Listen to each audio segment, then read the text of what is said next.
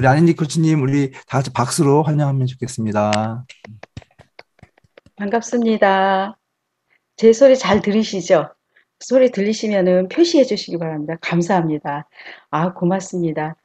어, 그, 이렇게 말씀을 해 주셔서 너무 감사드립니다. 제가 화면을 공유를 하겠습니다.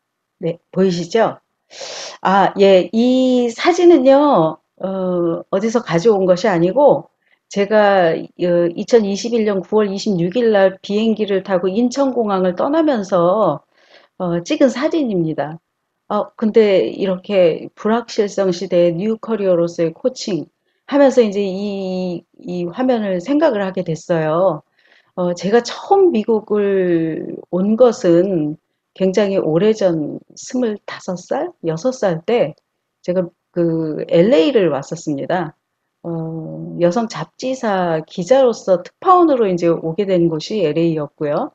그 당시에 놀스리지라는 곳에 있었거든요. 그래서 이따가 이대로 가면 안 되겠다 해가지고 이제 다시 간 곳이 그 오하이오 콜럼버스 오하이오 쪽으로 가서 거기서 공부를 하다가 이제 어떻게 하다가 이제 미국에서 있다가 이렇게 그 다시 또 한국에 갔다가 다시 오게 됐는데 제가 여기 이렇게 다시 올 줄은 저는 꿈에도 생각하지 못했습니다.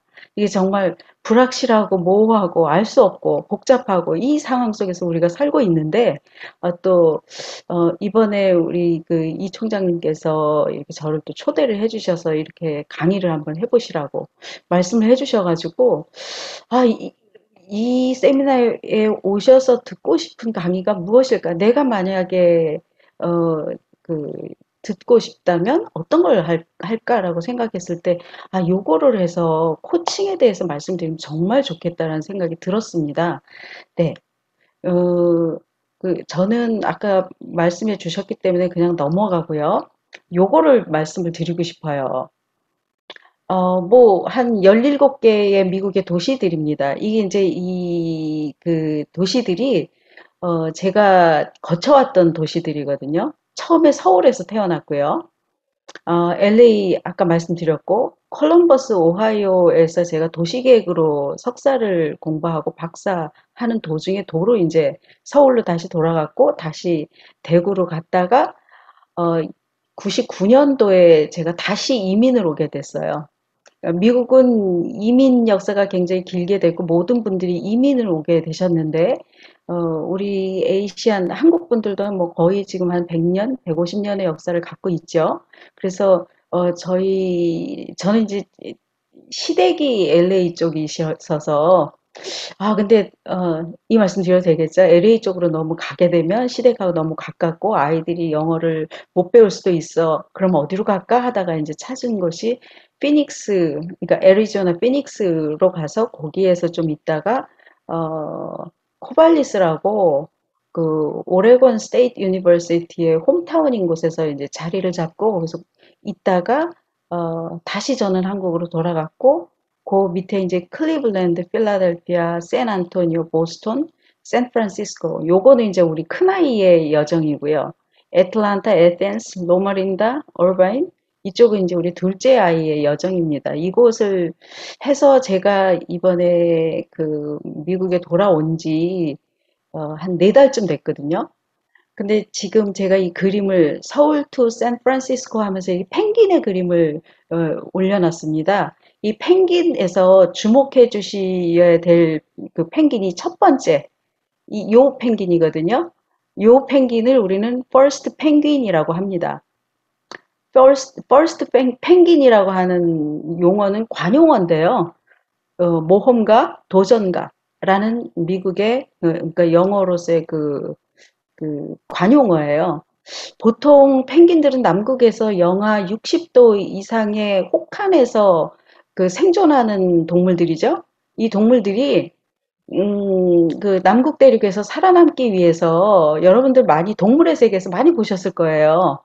수천 수만만 마리가 모여서 그 속에서 그 동그랗게 군집을 하면서 이제 새끼들을 키우고 있는데 너무너무 날씨가 추우니까 밖에 있는 펭귄들이 이제 이렇게 보호를 하고 있다. 너무 추우면 밖에 있던 펭귄들이 안으로 들어오고 안에 있던 펭귄들이 이제 그 조금 따뜻해지니까 또 밖으로 하고 이렇게 계속 움직이면서 그 생존을 한다고 합니다. 이 펭귄의 생존법을 허들링이라고 하는데요.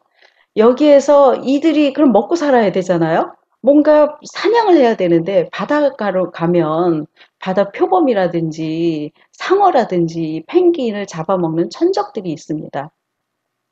그러면 이 정말 이 불확실한 위험이 도사리고 있는 이 바다를 그 뛰어들어야 되는 그 숙명을 안고 있는 펭귄들인데요. 여기서 첫 번째로 뛰어드는 펭귄이 누굴까? 이 퍼스트 펭귄이 바로 모험가이고 도전가이기도 합니다. 저는 제 자신이 퍼스트 펭귄입니다. 또 이곳에 모여 계신 저와 같이 이렇게 강의를 같이 나누고 있는 여러분들도 저는 퍼스트 펭귄이라고 생각을 합니다. 어디에든지 도전하고 또 탐험을 즐거워하고 새로운 것을 시작하고 시도하는 분들, 특히 또 이 미국 땅에 계시고, 제가 보기에는 지금 전 세계에 퍼져 있는 분들이 들어오셨다고 생각을 하거든요. 어느 세계에 가든지 첫 번째 발자국을 띈 분들, 이분들은 이 퍼스트 펭귄처럼 도전가이며 이 도전가는 어떤 무엇이 있어야 되냐면 용기가 필요하거든요. 그리고 또 그 뒤에 있는 펭귄들이 뛰어들 수 있도록 또 배려를 해줘야 되고요. 그래서 이 퍼스트 펭귄은 도전가이면서 또 배려와 용기의 아이콘이라고 저는 생각을 합니다. 그래서 여러분들은 모두 다 저와 같이 퍼스트 펭귄이고 이제 이 불확실성 시대에 정말 이 불확실성 시대의 바다에 뛰어들 때 우리는 첫 번째 리더로서 이제 그 이 세상을 또 끌고 나가야 된다고 저는 생각해서 이 그림을 뽑았습니다. 이게 저의 첫 번째 의미하는 그림이고요. 그 다음에 두 번째 그림은 안나 시므온이라는 선지자인데요. 이분들이 예수님이 태어나기 전에 우리 메시아가 나실 것이라는 그 말씀을 하나님으로부터 받고 안나 같은 경우는 80이 젊어서 과부가 돼서 80이 넘도록 87세라고 했나요? 넘도록 성전에서 우리 예수님을 기다리죠. 그 드디어 시므온과 안나가 예수님을 보고 지금 굉장히 기뻐 메시아를 봤다고 그리스도를 만났다고 이렇게 기뻐하는 모습입니다. 저의 직업은 코치입니다. 코치는 그 도토리를 보면서 그 속에서 커다란 상수리 나무를 상상할 수 있는 사람입니다. 그래서 제가 제일 좋아하는 성경 구절은 믿음은 바라는 것들의 실상이요 보이지 않는 것들의 증거니거든요. 예를 들어서 우리의 자녀를 바라볼 때 이 자녀가 분명히 나중에는 엄청난 대단한 사람들이 될 것이라는 어떤 희망을 바라보면서 이 아이들을 양육하고 우리가 젊은 세대들을 그러니까 새로운 다음 세대들을 양육합니다. 이것이 바로 우리 코치들이 하는 일들이거든요. 그래서 저는 저희 아이들은 미러클 보이라고 합니다. 기적의 아이들이라고. 이 아이들이 도대체 얼마나 대단한 일을 할까 설레는 마음으로 보는데 아마 안나와 시몬도 예수님을 아기 예수님을 단번에 알아봤죠. 그 안에 도토리 열매 속에서 커다란 상수리 나무를 본 것처럼 아기 예수를 보면서 구세주 예수 그리스도를 만나게 됐다는 이것을 보면서 저는 이게 우리 저와 같이 코치들 그다음에 퍼스트 펭귄이 바다를 용감하게 뛰어들 수밖에 없는 어떤 그 비전이라고 저는 생각을 해서 이 두 가지 그림을 제가 여러분들에게 소개를 드렸습니다. 오늘 이제 저랑 이렇게 말씀을 제가 나누고 싶은 그 순서는 이렇게 세 가지로 이렇게 생각을 해보려고 합니다. 그래서 처음에 이제 뉴 커리어, 불확실성 시대의 뉴 커리어에 대해서 이제 좀 말씀을 드리려고 하는데요. 보통 이제 그 요즘의 세대를 비우카의 시대라고 얘기를 하거든요. volatility, 변동성이고요. 그다음에 uncertainty, 불확실성, complexity, 복잡성, ambiguity, 모호성. 요거는 사실은 워렌 베니스하고 버트 너머스의 리더십 이론에서 나온 건데요. 1987년도에 대두가 되고 요거는 군대에서 군인들이 많이 그 작전을 세울 때 그 쓰는 것들이라고 합니다. 그런데 이제 그 1970년도에 존 케네스 갈브레이스 박사가 영국에 이제 그 상당히 그 유명한 분인데요. The Age of Uncertainty라는 책을 쓰면서 이 안에서 1970년대를 불확실성의 시대라고 얘기를 했습니다. 근데 그때 왜 그런 이야기를 했냐면 아시다시피 그때 이제 그 석유 그 우리 오일 쇼크 첫 번째 오일 쇼크 때거든요. 그래서 이제부터는 세상이 정말 불확실성 시대가 될 것이다라고 얘기했는데 그렇게 얘기한다면 지금 2020년은 불확실성이 아니에요. 초불확실성입니다. 제가 혹시 우리 여러분들이 불확실성이 이제 많이들 이렇게 많이 이렇게 그 알고 계시기 때문에 제가 불확실성이 아니고 불확실성이지만 불확실성이라고 이렇게 말씀을 드렸고요. 에드가 모랭이라는 분은 1981년도 그때를 어둠과 안개의 세계라고 얘기했어요. 이것도 이제 복잡성, 모호성 이런 이야기를 했습니다. 그래서 이렇게 이 시대가 이런 식으로 이렇게 복잡하고 확실하지 않고 이 모호하기도 해요. 근데 여러분들 불확실성 좋아하시는 분 계신가요? 오늘과 내일이 어떻게 다를지 또 모르는 분들, 이거를 좋아하시는 분들이 계실까요?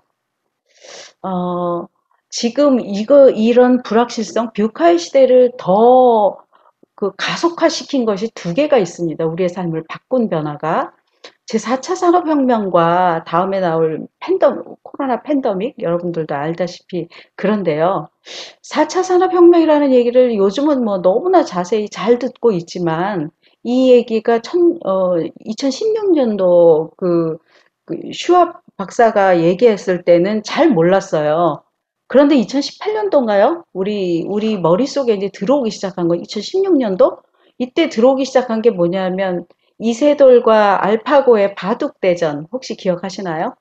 그때 이제 4차 산업혁명 얘기를 나오면서, 맞아. 우리가 지금 4차 산업혁명 시대로 뛰어들었어. 라고 얘기를 합니다. 근데 요거는 우리 1차는 뭐 기차, 뭐 있고 2차도 있고 3차도 있고 4차인데 4차는 오프라인과 온라인의 두 개가 겹쳐지는 세대예요. 그러니까 가상과 현실이 막 이게 교차되는 지금 우리가 여러분들 이렇게 줌으로 전 세계에 있는 우리 그 선생님들을 이렇게 만날 수 있었던 것도 아마 이 4차 산업혁명의 우리 그 특혜를 받고 있는 것이 아닐까라고 생각을 합니다. 오른쪽에 이렇게 그림을 보는 것처럼 여러 가지들이 있는데요. 이제는 이렇게 되다 보니까 시간대는 달라도 저희들이 미국 LA에서부터 뉴욕까지 또 캐나다에서 또 들어오시는 분도 있고 필리핀에서 한국에서 지금 전 세계가 하나의 지구촌으로 만들어졌다는 거죠. 4차 산업혁명으로 인해서요. 그래서 이거는 정말 우리가 한 치 앞도 알 수 없는 정말 그런 시대를 살고 있고요. 또 여기에다 또 더 불을 붙인 것이 코비드 19 팬데믹인데요. 음, 이거는 우리가 어떻게 우리 컨트롤할 수 있는 것도 아니고 전 세계가 이런 코로나 팬데믹에 빠지면서 정말 불확실하고 정말 어떤 변동성이 대단하고 모호하고 복잡하고 이런 초불확실성의 시대를 살고 있습니다. 근데 우리 인간이 이걸 별로 좋아하지 않는다는 거죠. 그래서 인간들이 이제 우리 사람들이 어떤 걸 보냐면 주로 불확실성에 대한 대처 방안으로서 우리 대학가에 축제 때 가면 뭐 이런 집들이 굉장히 많이 있습니다. 우리의 미래가 어떻게 될까? 뭐 이런 것도 보고요. 그 다음에 책도 있고요. 근데 동전치기에서 뭐 갈까 말까? 뭐 이런 것도 하기도 하고요. 그래서 유엔에서는 계속 매년 이렇게 유엔 미래 보고서도 나오기도 합니다.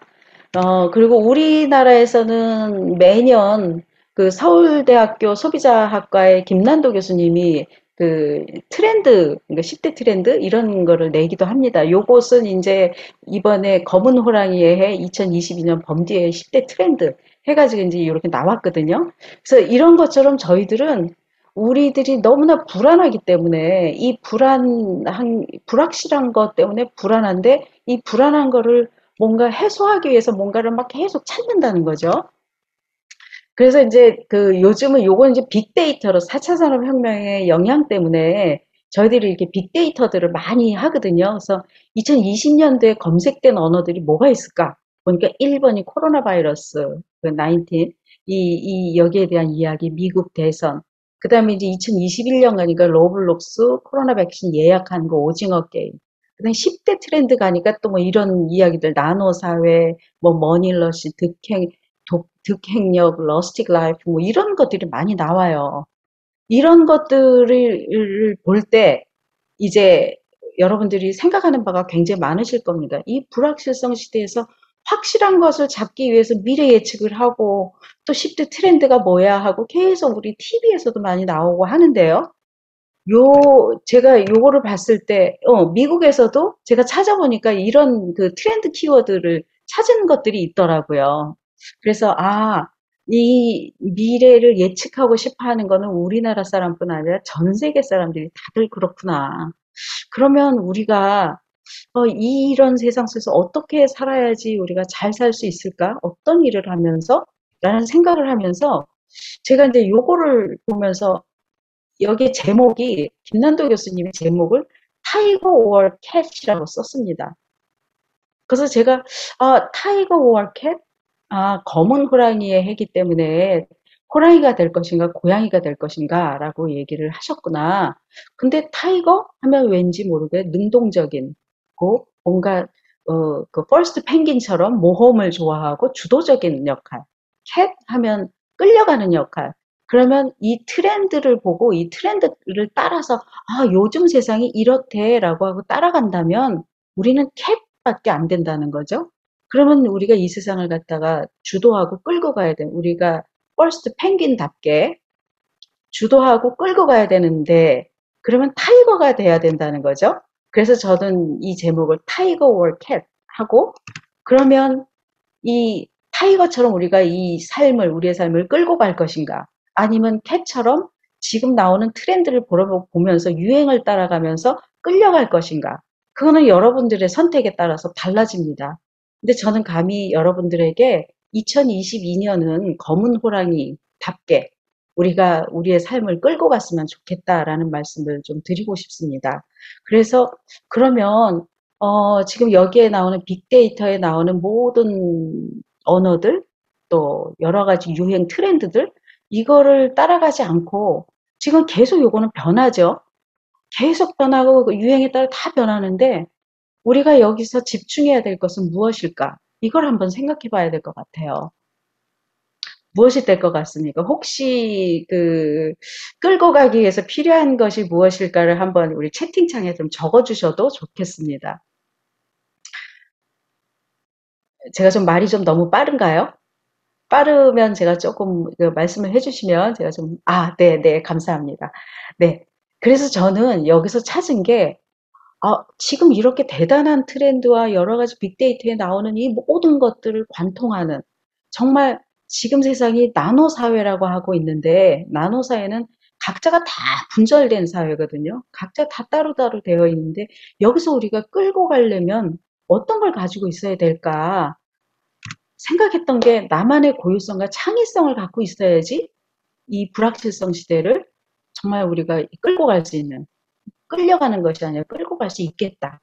그러면 나만의 고유성과 창의성을 발휘할 수 있는 어떤 무엇을 우리가 해야 되는 거죠. 그래서 우리는 여기에 오신 우리 선생님들도 다들 이것 때문에 정말 내가 이 2022년을 끌려가는 것이 아니라 끌고 가려고 또 불확실성 시대에 뉴 커리어라고 하는데 코칭이 도대체 뭐야? 궁금해 하기도 하셔서 이렇게 오셨을 거라고 생각을 합니다. 근데 엘빈 토플러는 권력의 이동이라는 책에서 그런 얘기를 했어요. 정보를 소유한 자가 권력을 갖는다. 근데 맞아요. 맞습니다. 지금 빅데이터 이 정보 저는 송길령 부사장님 참 좋아하는데 이분이 매년 빅데이터를 가지고 강의를 참 많이 하시거든요. 요즘은 어떤 것들이 유행을 하고 있습니다라고 얘기를 하고 있어요. 근데 이 빅데이터라는 건 이 온라인 세상의 모든 정보는 다 오픈되어 있어요.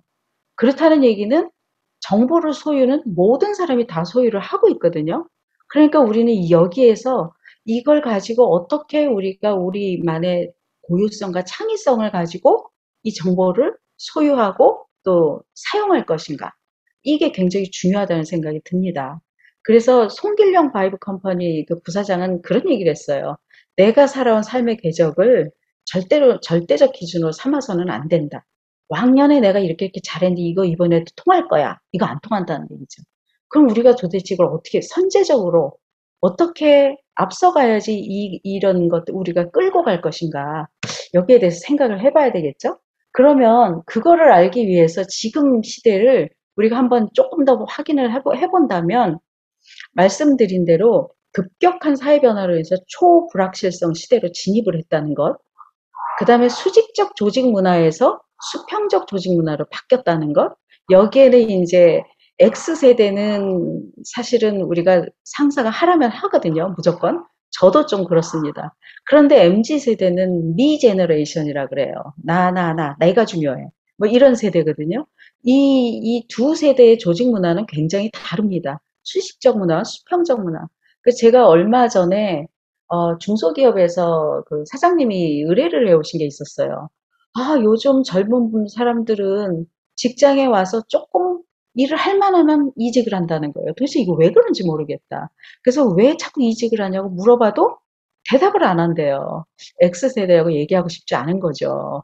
그 수직적 조직 문화에, 아, 이거보다 나는 좀 공평하고 또 수평적이고 이런 것이 좋아. 그리고 나의 생활이 더 중요해. 예전에는 조직을 더 우선시했기 때문에 수직적 조직 문화가 되었는데요. 그 다음에 요즘, 비대면 시대인데요. 비대면 시대가 아니라 선택적 대면 시대라고 이야기를 합니다.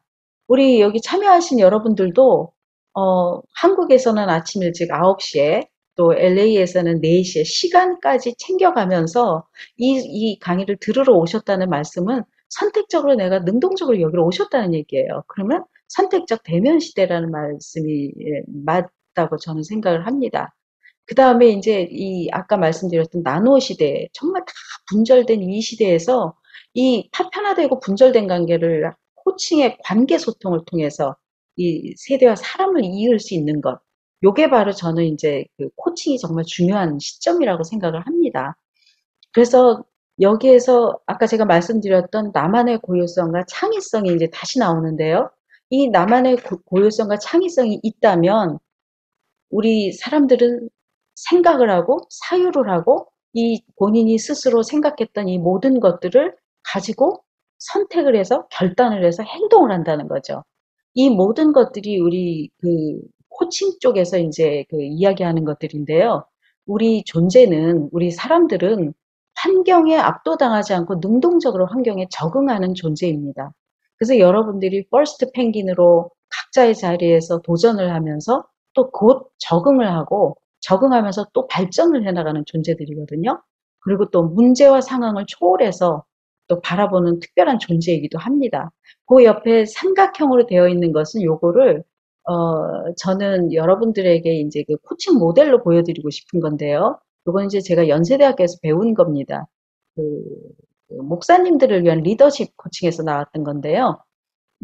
이걸 피라미드라고 생각을 하시고 피라미드를 그 밑에 그 꼭지점을 한쪽은 나예요.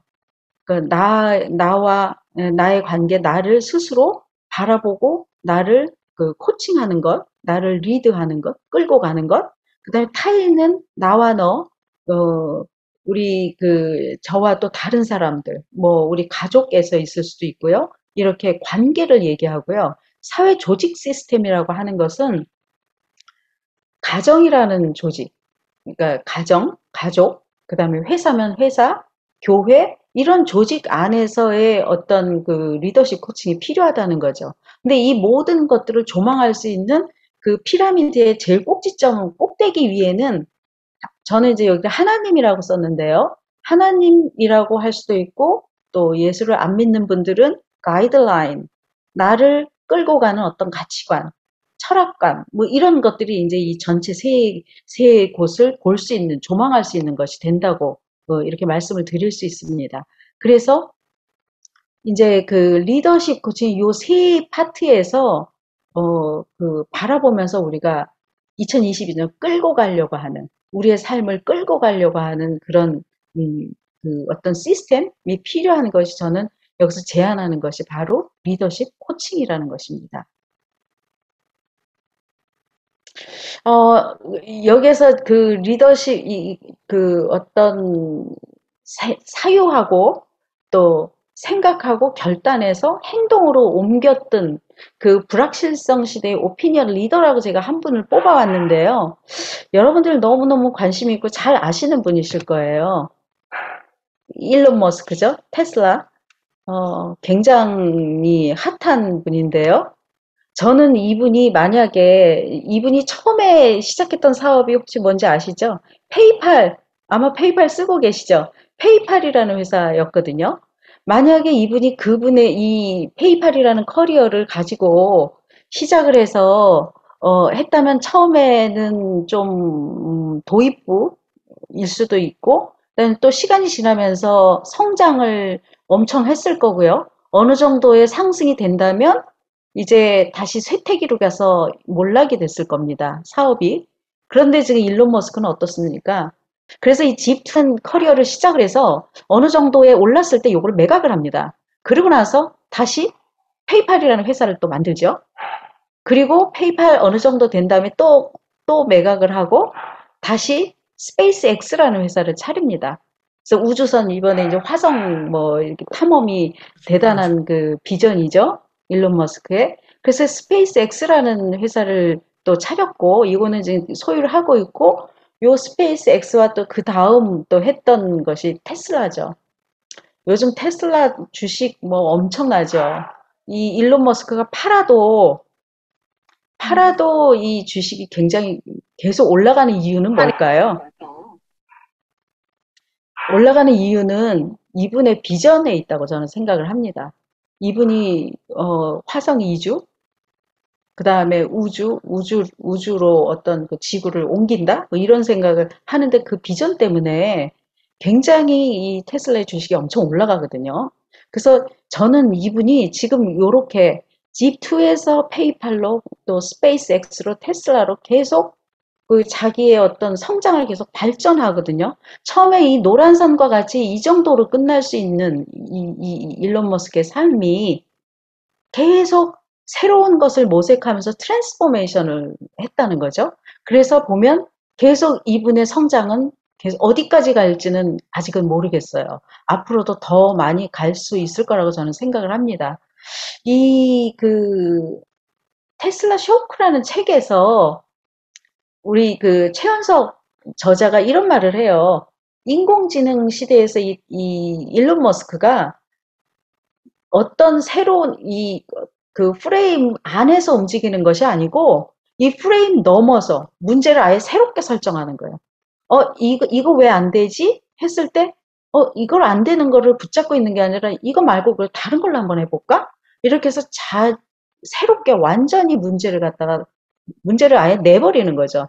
문제를 풀려고 하는 것이 아니라 정답을 내려는 것이 아니라 아예 문제를 새롭게 만들어서 새로운 틀로, 새로운 패러다임으로 만들 때 이분이 이렇게 달라질 수 있다고 생각을 합니다.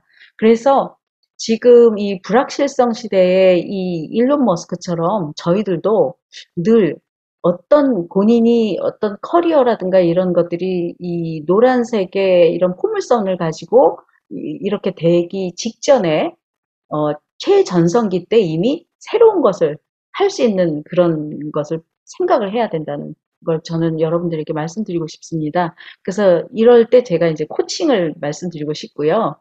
그래서 이제 뉴 커리어로서의 코칭을 이제 요게 피라미드인데요.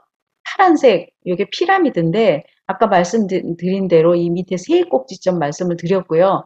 요것을 이제 다시 이렇게 세워본다면, 이제 이 피라미드를, 요 가운데는 이렇게 있고요. 이 피라미드를 이렇게 세워보면 밑에는 나를 알아야지. 제가 아까 말씀드렸던 나의 그 고유성, 창의성, 이거를 깨달아 알기 위해서는 내 자신을 알아야 되거든요. 그러면 나를 알기 위해서는, 내가 누구지? 를 알아야 되고, 또 저처럼 또 이렇게 생각보다는 행동이 좀 빠른 사람들이 있거든요. 나는 내가 이렇게 행동이 좀 빠르니까, 일단 지르고 보는 이런 게 있으니까, 나를 좀 관리를 좀 해야 되겠어. 좀 한번 3초만 쉬고 얘기해야지. 이렇게 자기 관리를 하게 됩니다. 그렇다고 요것만 갖고 있으면 독불장군이 돼요. 사회 속에서 불확실성 시대에서 언제 어떻게 없어질지 알 수 없는 상황이 되는 거죠. 그러면 주변을 돌아봐야 된다는 거예요. 사회적으로, 지금 상황은 어떻지? 불확실성 시대에 그 트렌드를 알고자 하는 것들이 사회적 인식이죠. 그 다음에 이 사회적 인식을 알고 난 다음에 주변 사람들 아니면 아까 시스템, 가족, 회사, 교회 이런 곳에서 어떻게 내가 관계를 잘 할 수 있을까? 여기에 대한 이 이제 그 생각이 있어야 되겠죠. 그 다음에 이 모든 이 네 가지가 다 되고 난 다음에는 이제 그 다음에는 내가 어느 정도 이 부분에 대해서 굉장히 전문가가 되었으니까 아니면 어느 순간이 되면 우리 매슬로우의 5단계가 있는데요. 여기까지 가면은 그다음부터는 내가 사회에 어떤 기여하고 싶은 마음, 또 자아 실현을 하고 싶은 마음, 이런 마음들이 생기게 돼요. 이거는 제가 일부러 삼각형을 이게 거꾸로 이렇게 만들어 놨는데요. 여기서부터는 이 활동은 정말 어마어마하게 되거든요. 저는 요거를 생각하면 저의 첫 번째 고객이었던 저의 둘째 아들 생각이 나요. 대학교를 졸업을 하고 이제 그 대학원을 갈 때 그때 제가 이제 코칭을 했었는데 그 아이가 저의 첫 번째 고객이에요. 근데 그런 얘기를 하더라고요. 엄마, 앞으로 내가 어디까지 갈 수 있는지 한번 가보고 싶어요. 저는 굉장히 기뻤습니다. 와, 이 친구가 이제 자기의 어떤 능력? 이런 걸 좀 믿고 자기 인식과 자기 관리를 잘 해서 사회적으로도 보이고 이제 조금 자신감이 생겼구나. 그리고 자기의 어떤 잠재력을 우리 대한항공 선전에서 있었나요? 어디까지 가봤니? 이런 선전이 있었어요. 문구가. 그런 것처럼 나의 능력이 어디까지 있는지는 내가 한번 해보고 싶어. 이런 이야기를 했어요. 저는 굉장히 기뻤습니다. 그런 것처럼 이제 어떤 자기 관리와 인식이 되고 사회적 인식과 관계 관리가 잘 되고 나면 이제 이것을 발판 삼아서 어떤 사회적으로 리더가 되고 또 자기 실현을 할 수 있는 어디까지 갈 수 있는지 무한대로 능력을 발휘할 수 있는 그런 것이 되지요. 요거를 할 수 있는 것이 바로 저는 코칭, 리더십 코칭이라고 생각을 합니다. 그래서 여기에서 이제 발생되는 직업이 바로 코치고요. 요것도 설명을 좀 넘기죠. 네. 그래서 이 코치를 저는 요즘은 왜 뉴 노멀 시대라고 얘기를 하잖아요. 비정상이 정상이 되는 시대. 우리가 예전에는 마스크 쓰면 야, 뭐 감기 걸렸니? 라고 얘기했죠. 요즘은 마스크 안 쓰면 이상한 사람들이 되잖아요. 그게 정상이 됐습니다. 그리고 우리가 예전에는 뭐 이 전화를 보면서 영상통화 상상도 못했는데 그 일상이 돼 버렸잖아요. 이런 것처럼 이제는 정말 예전에 상상도 못했던 것이 이제는 일상이 되어진 이런 뉴 노멀 시대를 우리가 살고 있거든요. 여기에서 뉴 노멀 시대에서 정말 굉장히 핫한 직업이 바로 저는 코치라고 생각을 하고 코칭이라고 생각을 합니다. 그런데 이제 이 코칭이 참 매력적인 게요. 여러분들이 가지고 있는 현재 하고 있는 직업들을 버리고 새로운 직업으로 이직을 하는 게 아니고 첨가를 하는 거예요. 그래서 우리가 믹싱을 하죠. 음악도 믹싱을 하기도 하고 그런 것처럼 코칭이라는 어떤 기술 요거를 내가 가지고 있는 그 지금 이전 직업과 관련된 분야와 접목을 해서 새로운 분야를 창직을 하는 거죠. 그래서 제가 여기 요 부분을 보면 예전에는 평생 직장이라는 게 있었는데 지금은 평생 직장은 없어졌어요. 평생 직장 우리가 소위 철밥통이라고 얘기하는데 철밥통의 시대는 이제 없어졌고요. 평생 직업을 추구해야 되는 때가 됐고요.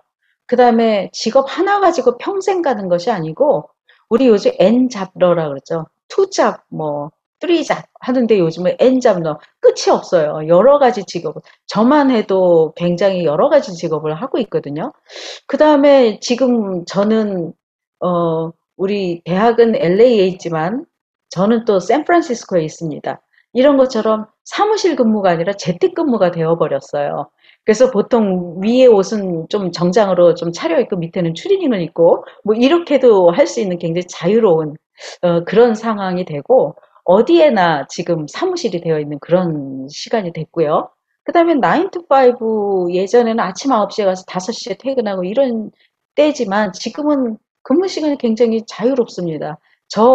저만 해도 새벽 2시에 일어나기도 하고요. 한국과 또 이렇게 줌을 하기 위해서 2시에도 일어나고 4시에도 일어나고 근데 예전에는 와 잠을 못 자서 어떡하지라고 고민을 했는데 아 요즘은 원래 이렇구나 뭐 잠은 또 자면 되지 라는 거 조금 더 자유롭게 생각을 하기로 했습니다. 그다음에 아까 말씀드렸던 것처럼 코칭이라는 게 어떻게 보면 창직 그러니까 본인이 예전에는 없었던 새로운 직업을 만드는 것과 같은데요.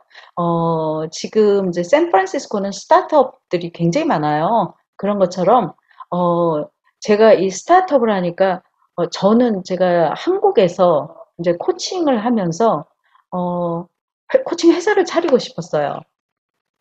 근데 이제 뭐 자신도 없고 이걸 어떻게 좀 도움을 받아볼까 했더니 서울시에서 스타트업 기업들에게 그 보조를 해주고 이렇게 그 코칭도 해주는 그런 시스템들이 있었어요. 그래서 제가 이제 거기를 가보려고 했더니 저보고 그 RNG 선생님은 한국 분이 아니어서 안 됩니다라고 해서 제가 좀 털려서 나갔거든요. 근데 거기서 제가 그 뭐라 그래야 되나 포기하지 않고 그래? 그러면 내가 한국 국적이 아니어서 안 된다면 한국 국적 안 되는데 혹시 스타트업 하는 거 없을까? 찾아봤죠. 그랬더니 외국인을 위한 스타트업 기업 해주는 데가 있더라고요. 서울시에서. 그래서 제가 2018년부터 한 1년 동안 2018년도 1년 동안 스타트업 기업으로 선정이 되어서 그 종로 일가에 있는 글로벌 센터 6층에서 사무실을 받고 그리고 광화문이 쫙 보이는 데서 1년을 지냈던 기억이 있습니다. 이런 것처럼 저는 이제 코칭적 마인드가 있으니까 안 돼요 하면 이거 왜 안 돼요? 혹시 되는 건 또 뭐 있어? 이렇게 생각을 하고 스타트업을 했는데 요즘은 스타트업 기업 너무너무 많고요. 그 다음에 여러분들이 생각하는 어떤 직업이 있으면 그거 완성품을 만들어서 내보내면 이미 늦어요. 제가 그때 그 스타트업 기업을 했을 때 저를 컨설팅해 주셨던 분이 제가 이제 했던 게, 코칭의 플랫폼을 만들어서 하겠다 했더니 너무 좋다고 빨리 하시라고. 근데 사실 저는 뭐 뭘 어떻게 해야 될지 잘 몰랐었어요. 그랬더니 그분이 뭐라고 얘기를 하시냐면, 지금 RNG 코치가 안 하면 분명히 다른 사람이 할 거예요. 그러니까 빨리 하세요. 근데 제가 한 발이 늦고 역시 벌써 나왔습니다. 그래서 이런 것처럼 완성품을까지 기다렸다가 하면 이미 늦어요. 베타 모델로 출시를 해야 돼요. 베타 모델이라는 거 아직 완성되지 않은 거 일단 시장에 내놓고 이 내놓은 거를 가지고 계속 피드백을 받아가면서 고쳐가면서 완성품으로 만드는 것.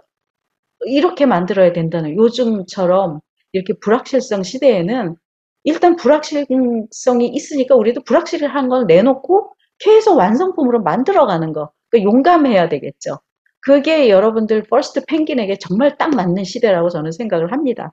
그래서 이 코칭도 아까 말씀드렸던 이전 직업과 관련된 분야, 어플라이해서 만드는 직업, 또 하나는 자기 적성에 맞는 분야에서 여기에 코칭을 또 접목하는 것. 또 아주 새로운 분야 창직을 해서 또 하시는 것.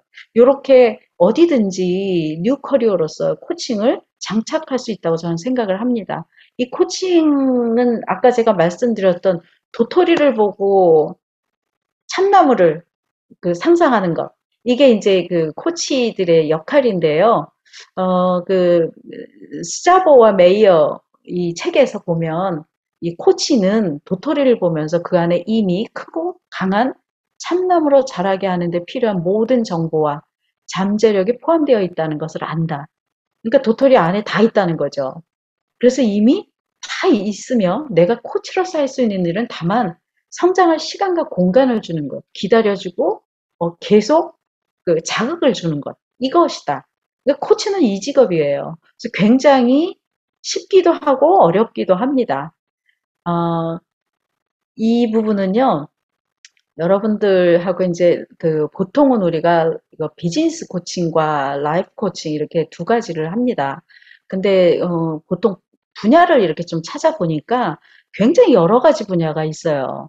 여러분들이 지금 관심 있는 쪽 분야에서 보면 라이프 쪽이 굉장히 많을 것입니다. 어, 지금 예를 들어서 이제 저 같은 경우는 저는 이제 도시계획 건축을 공부를 했는데 어, 뭔가를 만드는 걸 굉장히 좋아해요. 그러다 보니까 사람을 뭔가 그 성장시키는 일? 에도 또 관심이 있다 보니까 이렇게 코칭을 하게 됐는데요. 이 코칭이라는 거 위에는 이제 나뭇잎들이 많은데 요거는 열매인데 그럼 뿌리는 어떻게 될까? 우리가 그걸 한번 좀 생각을 해봐도 좋을 것 같아요. 이게 사회적인 토양과 경제적인 토양에 굉장히 코칭이 나올 수밖에 없는 역사적인 그런 시간들이 있었어요.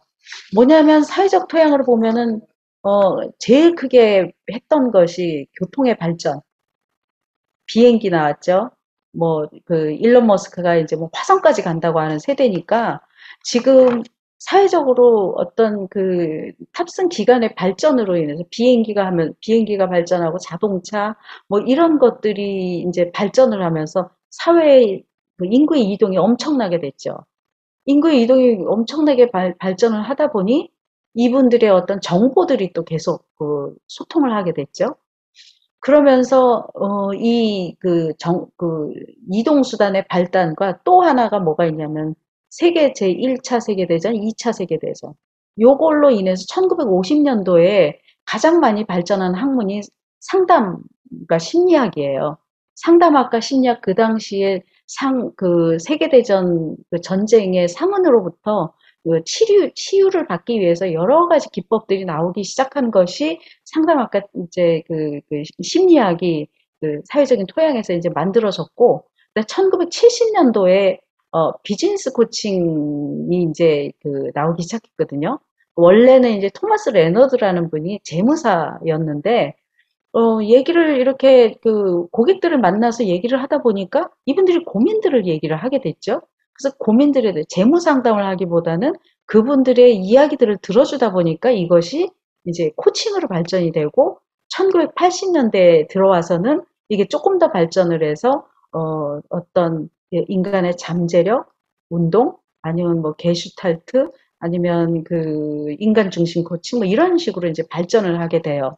근데 1990년도 들어오면서 이 각자 심리학이라든가 경영학이라든가 이렇게 했던 분들이 이제 계속 코치와 이렇게 접목이 되면서 이 이론을 정립을 하게 되고 어떤 코칭 모델과 이런 것들이 많이 생기게 됐죠. 그래서 지금 2022년인데요. 2000년대에 들어와서 엄청나게 발전을 합니다. 그래서 그 위에 이파리들처럼 그 열매가 엄청나게 무성하게, 맺히는 거를 우리가 볼 수가 있어요. 2000년도부터 시작하면 우리가 1950년대에는 상처를 치유하기 위해서 상담학과 그 심리학이 발전을 했다면 1980년대 이후부터는 이제 어떤 번영 아니면 발전, 성장 이런 것들이 이제 대두가 되기 시작해요. 그러면서 사실 코칭은 성공한 사람들이 도대체 뭐 때문에 성공했지를 찾다 보니까 이제 이 코칭이 됐거든요. 그러니까 어떻게 보면 성공을 하기 위한 어떤 툴이라고 생각을 할 수 있겠습니다.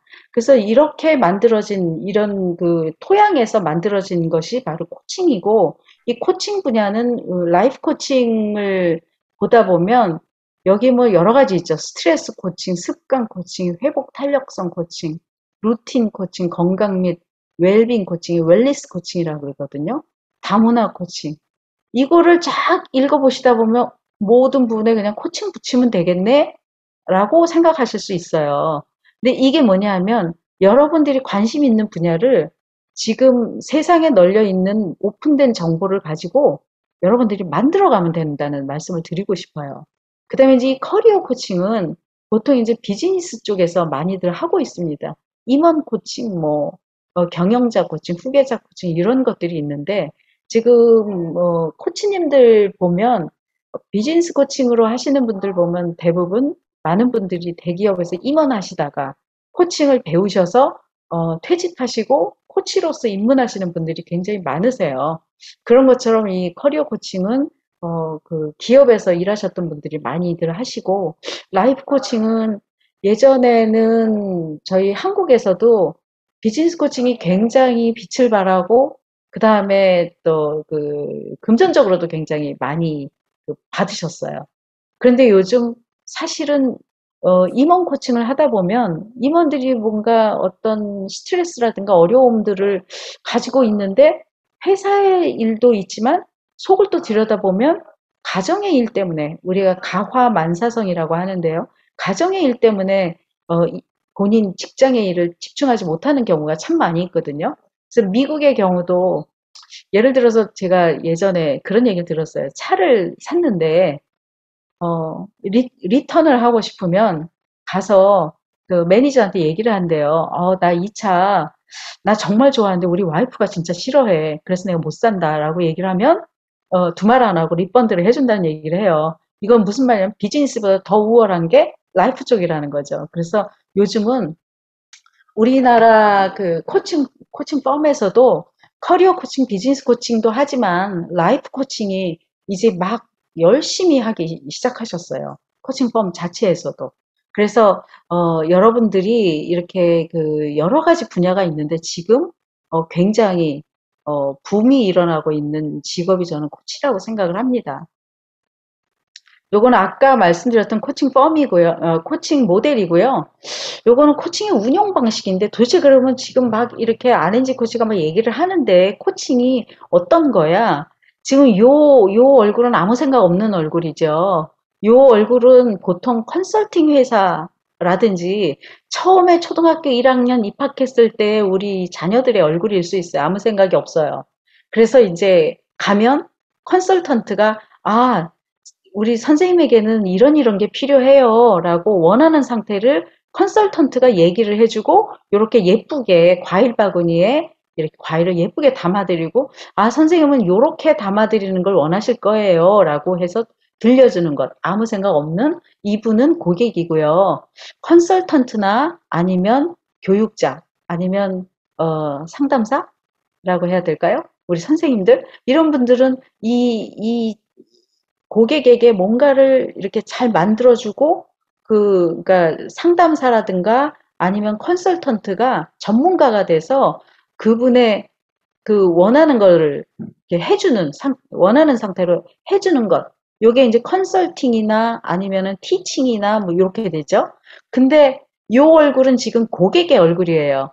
뭔가 불만족해.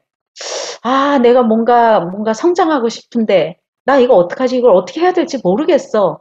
했을 때, 코치는 이렇게 넣어주는 게 아니라 빈 바구니를 갖고 가요. 그래서 뭘 넣고 싶어요? 근데 이 빈 바구니에 넣고자 하는 과일의 종류는 고객이 이미 다 머릿속에 다 가지고 있어요. 나는 지금 내 생각에 지금 내가 입맛이 좀 그 신게 먹고 싶어. 그러면 레몬, 오렌지? 이런 걸 넣어야지. 그리고 스스로 원하는 상태를 본인이 우리 고객이 전문가가 돼서 본인 안에 있는 것들을 끄집어내서 이제 여기까지 원하는 상태, 본인이 원하는 상태까지 가는 거죠. 그럴 때 코치는 이 빈 바구니를 들고 가면서 고객에게 질문을 하는 거예요.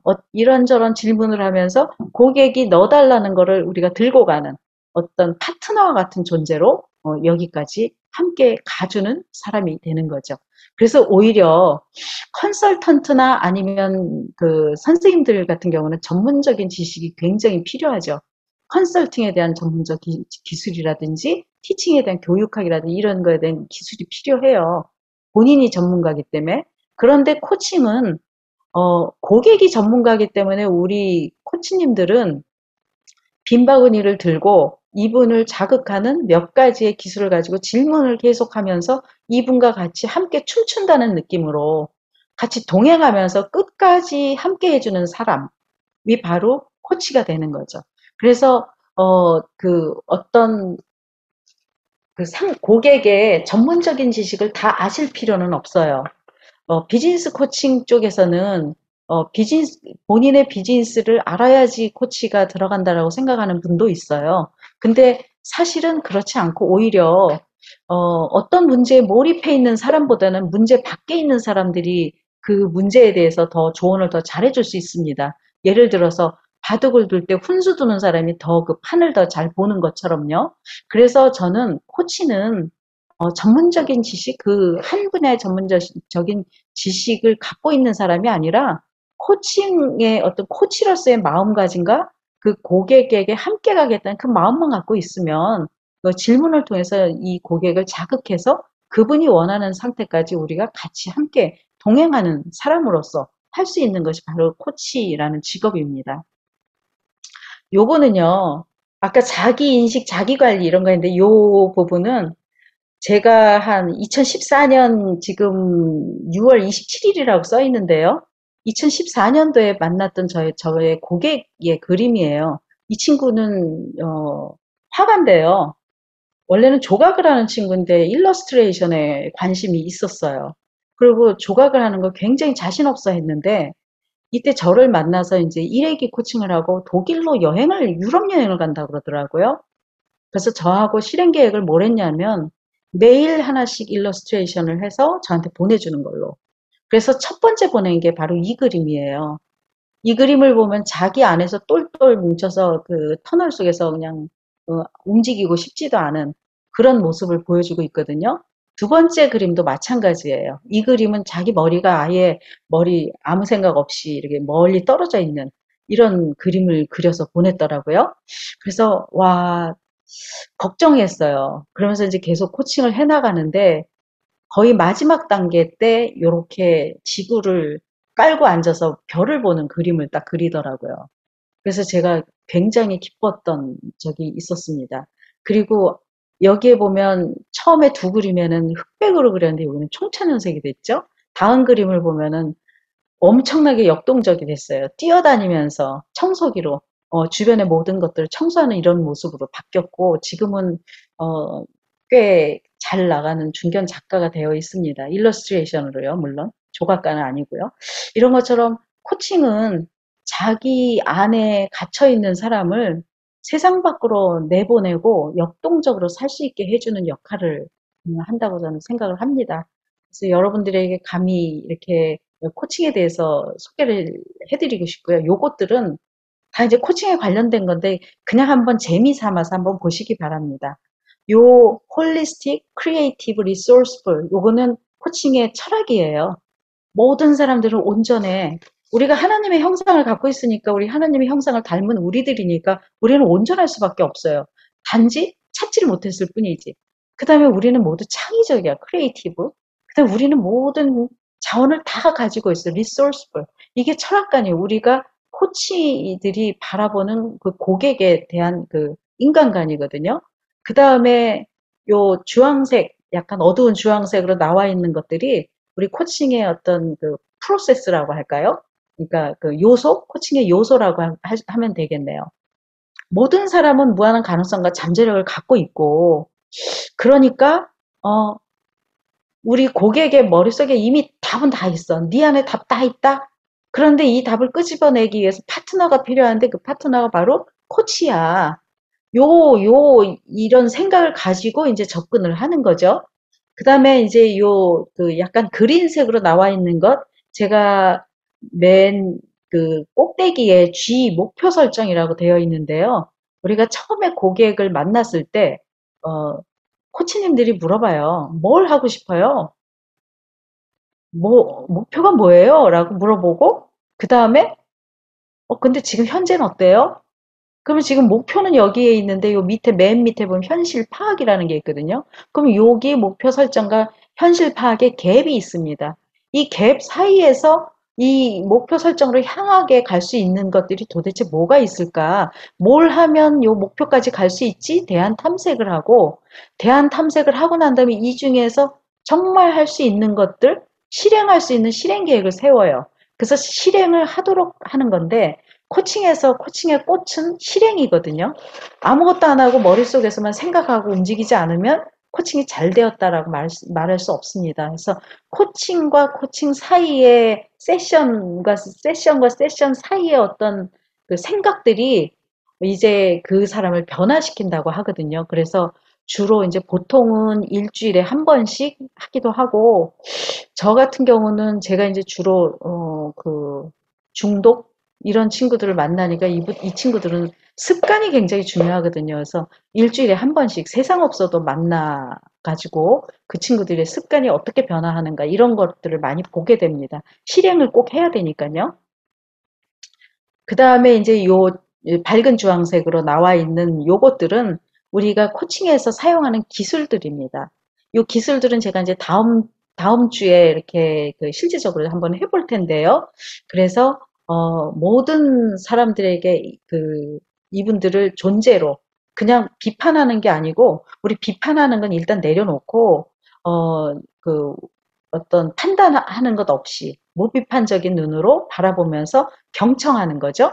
경청 잘 이야기를 듣고 또 그 이야기 속에서 인정과 칭찬을 하면서 격려를 해가면서 또 공감도 하고 그 다음에 이제 이 들은 것들을 가지고 우리가 그냥 궁금한 점을 그 질문하는 것이 아니라 고객이 가지고 온 그 고객에 대한 호기심을 가지고 고객이 호기심을 가질 수 있는 질문을 하는 거죠. 그래서 본인 스스로 자기를 탐색하도록 질문을 하고 이 질문한 것을 가지고 나중에 이제 피드백까지 하는 것으로 이렇게 하게 됩니다. 그다음에 요거를 이제 그림으로 나타나게 되면 처음에 우리 코칭 목표가 어떤 거야 하고 여러 가지 얘기해요. 처음부터 나 이렇게 하고 싶어요 하고 얘기하시는 분은 아무도 없어요. 그냥 한번 지금 요즘 어떻게 지내요? 라고 얘기했을 때 어떤 얘기들을 막 합니다. 그러면서 이제 우리가 저 밑에 요 위에 요거는 기술들이고요. 뭐 goal, reality, option, will 기술들 요 그러니까 프로세스고요. 요 밑에 것들은 요 프로세스를 진행하는 동안에 우리가 사용하는 기술들입니다. 그런데 현재 요 상황이고 우리는 계속 미래를 향해서 나아가야 되거든요. 여기서 중요한 거는 코치님들이 미래를 초점을 해야 돼요. 그래서 저는 이제 제가 비행 청소년 코칭을 많이 했거든요. 이 친구들은 맨날 너 뭐 잘못했어? 맨날 이 얘기만 들었거든요. 근데 저는 만나자마자 얘기해요. 지나간 거 다 잊어버려. 이거 다 했다 치고 끝났다 치고 앞으로 뭐 하고 싶어? 이걸 물어보거든요. 그럼 이 친구들은 항상 어른들을 만나면 야단 맞을 준비를 하고 있었는데 이분은 그건 다 됐고 이제 뭐 할래? 라고 물어보니까 조금 다르게 보기 시작해요. 그래서 미래 초점이 있어야 되고요. 그 다음에 여기서 중요한 것은 자발성 촉진이거든요. 자발성 촉진은 어, 모르겠어요. 저만 그런지 저는 약간 청개구리거든요. 공부하려고 책상에 앉아 있다가도 엄마가 얘야 공부해라 그러면 공부하기 싫어지거든요. 근데 우리 청소년들도 충분히 많이들 그럴 것 같아요. 그래서 스스로 정말 좋아서 또 더 극단적으로 얘기하면 미쳐서 하면 게임은 한 3박 4일 밤새고도 하더라고요. 정말 좋아서 하는 거거든요. 그 자발성 촉진을 어떻게 해서든지 해야 되고 고객은 우리 코치님들은 코치 중심으로 질문을 하는 게 아니라 늘 고객의 입장에서 고객 중심, 그다음 미래 초점, 그다음 자발성 촉진. 요 세 가지를 마음에 딱 갖고 밑바닥에 깔고 요런 기술을 가지고 요 아래의 기술을 가지고 이 프로세스를 가지고 현재에서 미래로 가는 이것이 이제 바로 코칭의 모델이 됩니다. 모든 그 모델은 여기 이것을 근거로 하고 있습니다. 아, 요거는요. 그래서 이제 저는 이렇게 좋은 코칭을 불확실성 시대 뉴 커리어로서 코칭을 해야 되는데 요즘 한류가 굉장합니다. 뭐 K 드라마 그 기생충부터 또 미나리부터 뭐 이번에 그 오징어 게임 뭐 이 모든 것들이 정말 대단하거든요. 그래서 제가 여기 와가지고 어 그 저희 남편이 그 코스코 카드를 만들겠다 그래서 이제 갔어요. 그랬더니 거기 있는 그 일하시는 분이 갑자기 너는 몇 번 할 거니? 나는 1번 하고 4, 5, 6번인가요? 이정재 그 배우가 등판 번호가 나는 그 번호 중에서 뭘 할 건데 나는 1번을 할 거야. 뭐 이런 얘기를 해요. 그래서 처음엔 그게 무슨 말인가 했더니 그리고는 뭐 확인도 안 하고 그냥 카드를 만들어주는 거예요. 그래서 와, 예전에 제가 20대 때 미국에 왔었을 때는 제가 너 어디서 왔니? 하면 나 코리아에서 왔어 라고 얘기하면 노스, 사우스 이거부터 물어봤어요. 남쪽이니 북쪽이니 아직도 전쟁 중이니? 뭐 이런 식으로 얘기를 했는데 요즘은 2003년 우리 그 비행기를 타고 한국을 들어갈 때 깜짝 놀란 게 2003년이 우리 그 뭐죠? 우리 그 축구 게임 할 때거든요. 그때 이제 갔을 때 저희가 굉장히 놀랬던 게 그때까지만 해도 한국 사람 하면은 맨날 노을스 사우스만 물어봤는데 좌를 타고 일본 항공을 타고 한국을 들어가는데 그 스튜어디스가 우리 아이들을 보고는 굉장히 좋아하는 거예요. 한국 청년이라고. 그래서 왜 그런가 그랬더니 그때 이제 윤사마 나오고 또 뭐 뭐 이렇게 되니까 좀 달라졌네? 이런 생각이 들더라고요. 저희 아이들이 그때 이제 그 중학생 막 이랬는데 2003년도예요. 그래서 그때 한국이 좀 달라진다는 어떤 기류를 느꼈는데 이제는 이게 완전히 한류 붐이 돼 버렸다는 거죠. 그래서 저는 여러분들 요게 뭐냐면 2016년도 그 KCOR 파리 공연에서 지민 나오는 거 보니까 BTS 공연에서 이 전 세계 젊은 청소년, 뭐 나이 드신 분도 있네요. 이분들이 막 열광하는 이런 모습들입니다. 그래서 도대체 어떻게 이런 일이 있을 수가 있을까? 또 요거는 뭐냐면 어, 서울대학교의 그 저기 아시아 연구소, 서울대학교의 아시아 연구소라는 곳에서 그 한류 20년 그 한류와 미래 전략이라는 세미나를 했더라고요. 그래서 여기에 이제 최지영 한국문화관광연구원에 계시는 최지영 연구원이 요거를 이렇게 도표로 만들어 놨어요. 우리가 한류에 대해서 잘 알기 쉽도록 이렇게 만들어 놓고 진짜 우리나라가 어떤 문화 강국으로서의 어떤 위상을 우리가 볼 수 있었는데요.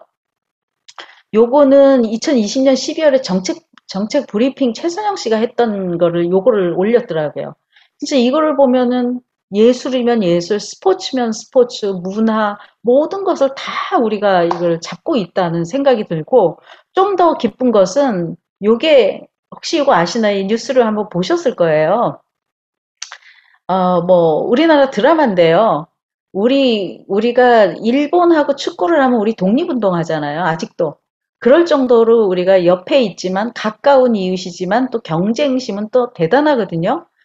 이곳에서 일본에서도 우리나라 그 드라마들이 지금 뭐 엄청나게 붐을 타고 있대요. 요거를 제4의 한류라 그러더라고요. 그러니까 4차 한류래요. 그러니까 벌써 1차, 2차, 3차까지 가고 일본에서 지금 붐을 이루고 있을 정도로 우리나라가 이렇게 문화 강국이 됐다는 거죠. 근데 이거를 이미 100년 전에 알아본 분이 계셨어요. 혹시 누구신지 기억을 하실까요? 이 문화강국 대한민국을 이미 노베르트 베버라는 그 신부님이 카톨릭 베네딕토 그 선교의 신부님이신데 이분이 그 독일 분이세요. 독일 분이 이런 얘기를 했어요. 독일보다 훨씬 앞선 활자 인쇄를 발명한 나라다. 그리고 이제 제가 이 집신을 왜 이 집신 그림 그래서 1927년도에 한국 배경으로 한 고요한 아침의 나라라고 유튜브에서 꼭 보시기 바랍니다. 이분이 정말 그 베버 신부님이 우리 한국을 얼마나 사랑했는지 그 동영상을 보니까 정말 마음이 막 저릿할 정도로 우리나라가 문화가 대단히 높은 이런 나라고 이 문화 강국이라는 생각을 가질 수 있도록 해준 분이더라고요. 그래서 이 집시는 뭐냐 하면 이분이 그런 얘기를 했어요. 한국 국민들은 각자 자기가 신은 신발을 집신으로 만들어서 하는 손재주 좋은 민족이고 일본은 남학신을 발가락 하나 사이에 껴가지고 이렇게 질질 끌고 다니는 그런 민족이다. 우리 한국 민족은 자기 발에 딱 맞는 신발을 각자 만들어서 민첩성 있게 앞으로 달려나가는 민족이고, 일본은 이 나무판이고 발가락으로 끼고 있으니까 거기에 힘을 주고 질질 끌고 가기 때문에 기동성이 낮다라는 얘기를 이미 여기서 했더라고요. 그래서 와, 이분 정말 예리하다. 그러니까 엄청난 방대한 분량들이 있거든요. 그래서 이분이 이미 100년 전에 이 우리나라 한류를 이미 이렇게 알게 예견하고 한 선견자 같은 생각이 들고요. 그 다음에 이제 백범 김구 선생의 이 나의 소원 중에 보면 오직 한없이 가지고 싶은 것은 높은 문화의 힘이다라는 얘기가 있어요. 그래서 이 높은 문화의 힘이 이미 이때 백범 김구 선생님의 소원이 지금 이미 이루어지는 게 아닐까라는 생각이 들었고, 요 높은 문화의 힘이라는 것을 또 RM이 그 이데일리 뭐 문화 대상 할 때 소감으로 요 얘기를 했더라고요.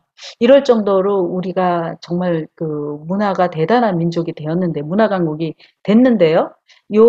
김동길 교수님은 지금은 뭐, 저도 정말 이 기억이 남아서 이제 한번 올려봤는데, 1980년대 후반에 한국에 있으면서 이분이 그 당시에 항상 텔레비전에 굉장히 많이 나오셨어요. 근데 이분이 그 함경도 사투리로 늘 이런 얘기를 했어요. 우리나라 젊은이들이 다들 인물이 훤해요.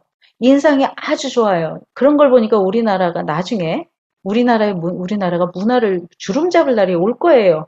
그때는 아예 무슨 뭐 이게 말이나 돼라고 했는데 가끔 생각나는 분이 요즘 제가 김동길 교수님 말이 맞았네. 라는 생각이 좀 들었습니다. 그래서 이런 것처럼 지금 이런 그 한국 문화의 어떤 그 트렌드? 네, 한류가 이렇게 그 대단한 그런 시대에 살고 있고요. 그래서 저는 K-팝이니 K-푸드니 뭐 이런 그 굉장히 여러 가지 한국말도 굉장히 많이 배우고 있답니다. 이런 것처럼 있는데 저는 또 하나 한번 좀 제안을 드리고 싶어요. 아이고, 이게 왜 이런 게 나왔을까요? 죄송합니다. 네. 제가 이 글로벌 K 코치 시대의 미래 비전으로 글로벌 K 코치를 한류 프로젝트를 한번 해보고 싶다. 어, 우리 이제 미국에서 야구 대회를 하면 우리 그 인터내셔널 쓰잖아요. 그래서 저는 미국에서 요거를 시작한다면 전 세계로 다 퍼질 수 있지 않을까라는 생각으로 이건 그냥 저 혼자서 시작했지만 우리 나비의 어떤 작은 그 날갯짓이 나중에는 태풍을 일으키는 것처럼 이제 작은 날갯짓이지만 글로벌 K 코치로서 여기서부터 시작을 하면 어떨까라는 생각을 좀 했습니다. 아까 제가 말씀드린 것처럼 이 퍼스트 펭귄과 코칭 리더 누가 어떤 분이 나가시겠습니까? 라고 저는 한번 질문을 드리고 싶어요. 그리고 그 기저에는 이 우리 재외동포들이 계시거든요. 180개국에서 749만 명이랍니다. 이게 이제 2020년도 통계인데요. 지금은 더 많겠죠? 그러니까 외교부를 들어가니까 이 통계가 최근 거더라고요. 그래서 이걸 보고 지금 미국 쪽은 계속 증가세로 되어 있고요. 캐나다도 증가세고요. 중국은 조금 감소를 했네요. 유럽도 증가세고, 아프리카도 보합세고, 남아시아 태평양 쪽도 증가세입니다. 그래서 지금 저는요, 우리 이 총장님이 제가, 우리 한국 코치 그 협회 자격증 말씀을 드리고, 또 나중에 좀 말씀드릴 텐데, 우리 인터내셔널, 미국에 있는 그 ICF의 자격증 말씀드렸더니, 여기 749만 명의 재외동포들이 필요한 것은 한국적인 코칭이다라고 말씀하시면서, 한국 코치 자격증, 뭐, 코치 양성할 때 이것도 필요하다라고 말씀을 해주셔서, 생각났던 게 이 749만 명의 우리 그 해외 동포들입니다. 이분들이 코치 리더십을 장착하고 세계로 나가서 리더로 한다면 와, 이 세상이 진짜 한류가 아니라 정말 이 세상을 끌고 갈 수 있는 리더들로 이분들이 다들 살아갈 수 있지 않을까 이런 생각을 합니다. 그래서 세계 코치 동향을 보면요. 2019년도 코치가 7만 1000명이라고 합니다. 전 세계에. 근데 지금 우리 한국 코치 협회는 2021년 기준으로 지금 요 오른쪽에 이 도표가 있는데요. 2021년 여기 12월 현재거든요. 그래서 10,000명이 이제 넘었어요. 그래서 이번에 10,000명 넘은 그 기념으로 아마 코치 윤리 그 현판을 우리 협회에다 달았다고 제가 최근 소식을 들었습니다. 이렇게 코치님들이 많아지고 이 상황이 되면 어떤 상황이 되냐면 예전에 MBA, 경영학 이런 것들이 처음에는 그게 무슨 학문이야. 또 상담학? 아이고 심리학이 맞지 상담학은 무슨 학문이야 이렇게 시작했거든요. 그런데 세월이 지나면서 오랜 시간이 지나면서 학문으로 자리 잡았다는 얘기죠. 그러면 지금 전 세계 7만 1000명이라는 코치님들이 계시고 우리 한국만 해도 10,000명 이상의 코치님들이 생겼다는 것은 이제는 이론적인 배경들이 많이 정립이 돼야 되고 될 필요가 있고 이미 되고 있다는 얘기예요. 그렇다는 얘기는 지금 이미 전 세계적으로 대학의 학부 석삼이 박사과정에 코칭 관련 학과가 막 개설되기 시작했고 급격히 증가하는 추세로 지금 되어 있습니다.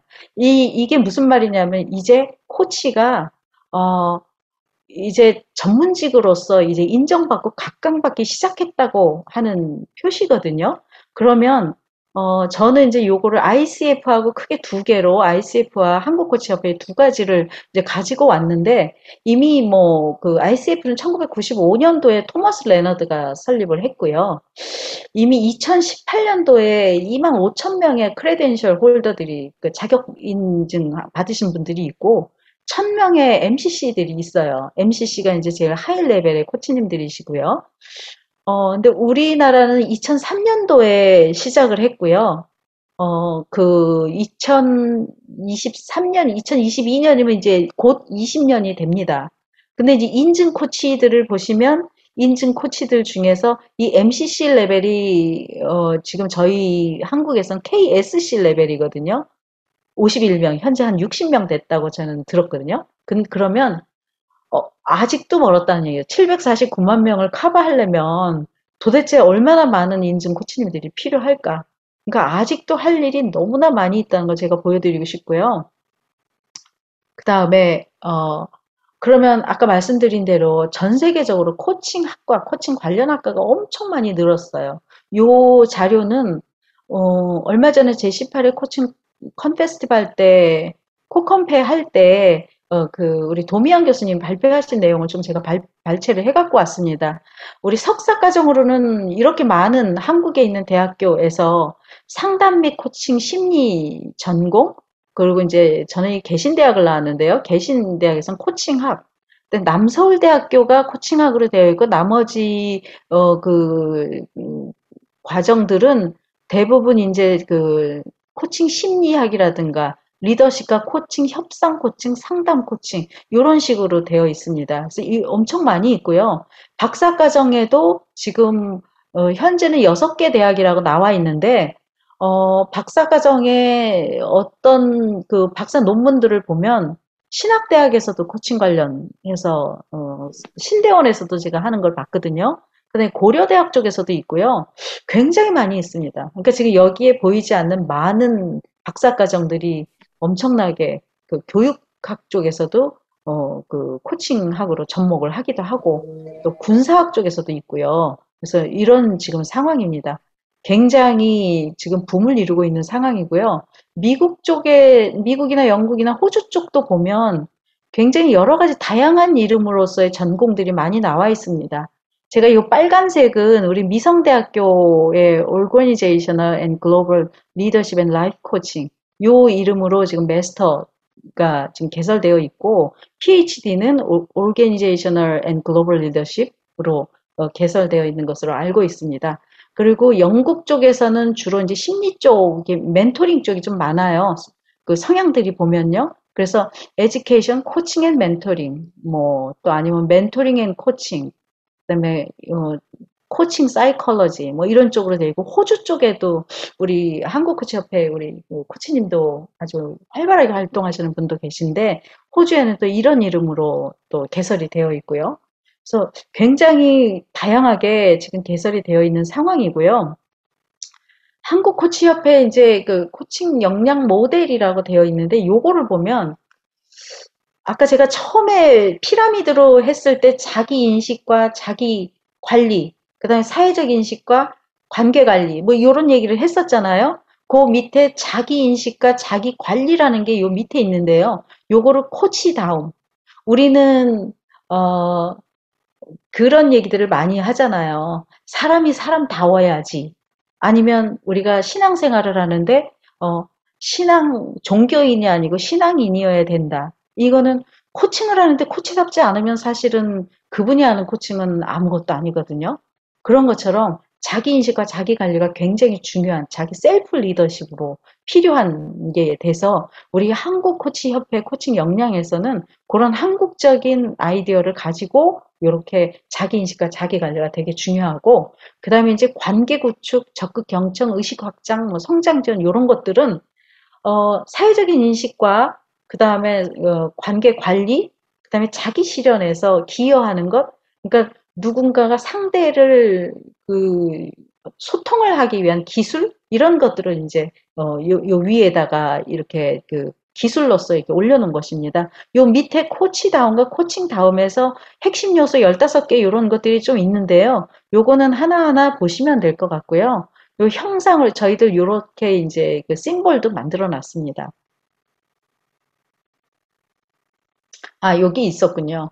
그래서 이제 요렇게 요 밑에 요 부분 코치 다음은 자기 관리와 자기 인식에서 이미 셀프 리더십을 통해서 코치 다운 코치를 만들고 그 다음에 이제 요 위에 것들 코칭 다음은 기술을 얘기하는데 요 기술은 관계 속에서 사용하는 기술.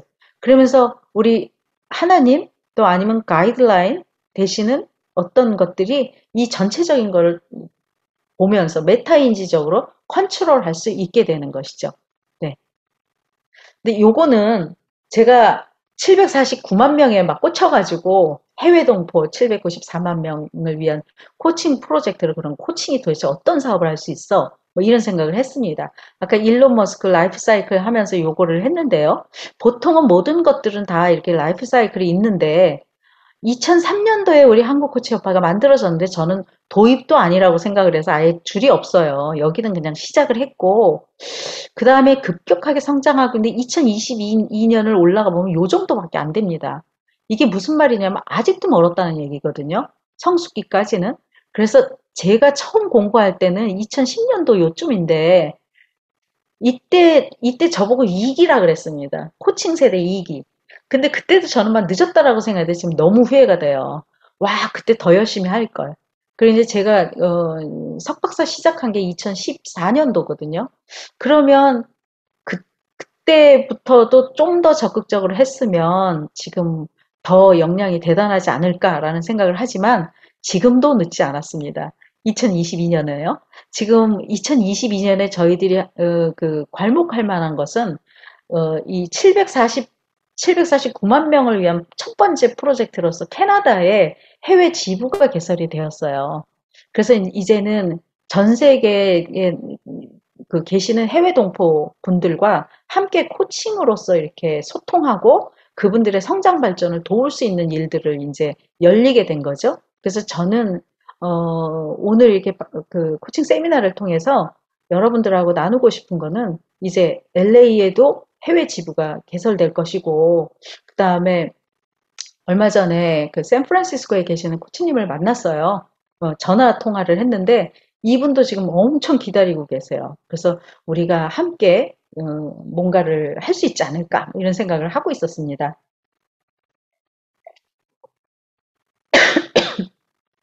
자, 그래서 지금 여기를 보면 지금 자격증을 제가 이렇게 요렇게 붉은색으로 이렇게 만들어 놨거든요. 여러분들이 코칭으로 입문하는 이 도입기, 이 본인의 이제 그 코칭에 관련된 라이프 사이클이라고 생각하고 코칭을 하게 되면 이렇게 자격증, 처음 KAC 자격증을 취득하시고 본인이 속해 있는 분야에서 일을 하시면 돼요. 이미 여러분들은 본인이 가지고 있는 분야에서는 다 전문가들이시거든요. 그러면 KAC 자격증만 가지고 그 전문 분야에서 활동을 하시면 됩니다. 그 활동 분야는 제가 막 이렇게 한번 써봤어요. 종교 지도자분들, 목사님들, 선교사님들 굉장히 많으시죠? 이분들이 이제 그 코칭 리더십을 크리스천 코칭 리더십, 그 아까 제가 피라미드를 보여줬던 게 그 시카고에서 제가 공부했던 거거든요. 시카고에서 개발된 코칭 프로그램 그 GPSS 프로그램이었었어요.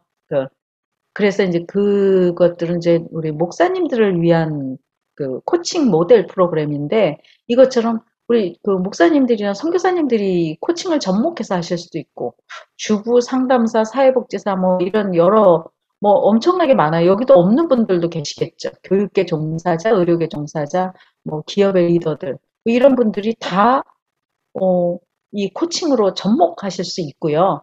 이 코칭 하면은 너무너무 많은 분야들이 있는데 코칭 뭐 배우는 분야도 있고요. 코치가 되시면 이제 코치 양성도 하시고요. 저처럼 이렇게 또 강의도 하시고 또 자격 심사도 하시고 프로그램 개발도 하고 또 저술도 하시고 또 논문도 쓰실 수 있고요. 그 다음에 코치를 또 슈퍼비전을 또 해드릴 수 있거든요. 코치도 코치, 코칭하는 걸 보면서 또 그 피드백 주시는 것도 있고, 또 멘토 코칭을 또 해드리기도 하고, 코칭 블로그 하시는 분들이 굉장히 많아요, 이미. 그 다음에 코칭 관련 유튜브도 가능하고요. 그 다음에 또 그 외에 연구 개발도 하고, 또 시장 개척을 해서 할 수 있는데, 한 가지 예로, 저는 그, 마약 중독에 대한 자격증은 없어요. 그런데 5년 동안 제가 비행 청소년 보호관찰소에서 비행 청소년들을 위해서 그 코칭을 해줬었는데 어느 날 2018년도에 처음 이제 그 마약 쪽에 전문 상담사가 필요하다고 보호관찰소에 이제 들어가기 시작했는데 거기에 있는 주무관님이 저를 부르셨어요. 안은지 코치님이 청소년들에 대한 사랑을 이렇게 하시는 걸 보니까 충분히 하실 수 있으니까 일단 한번 해보세요.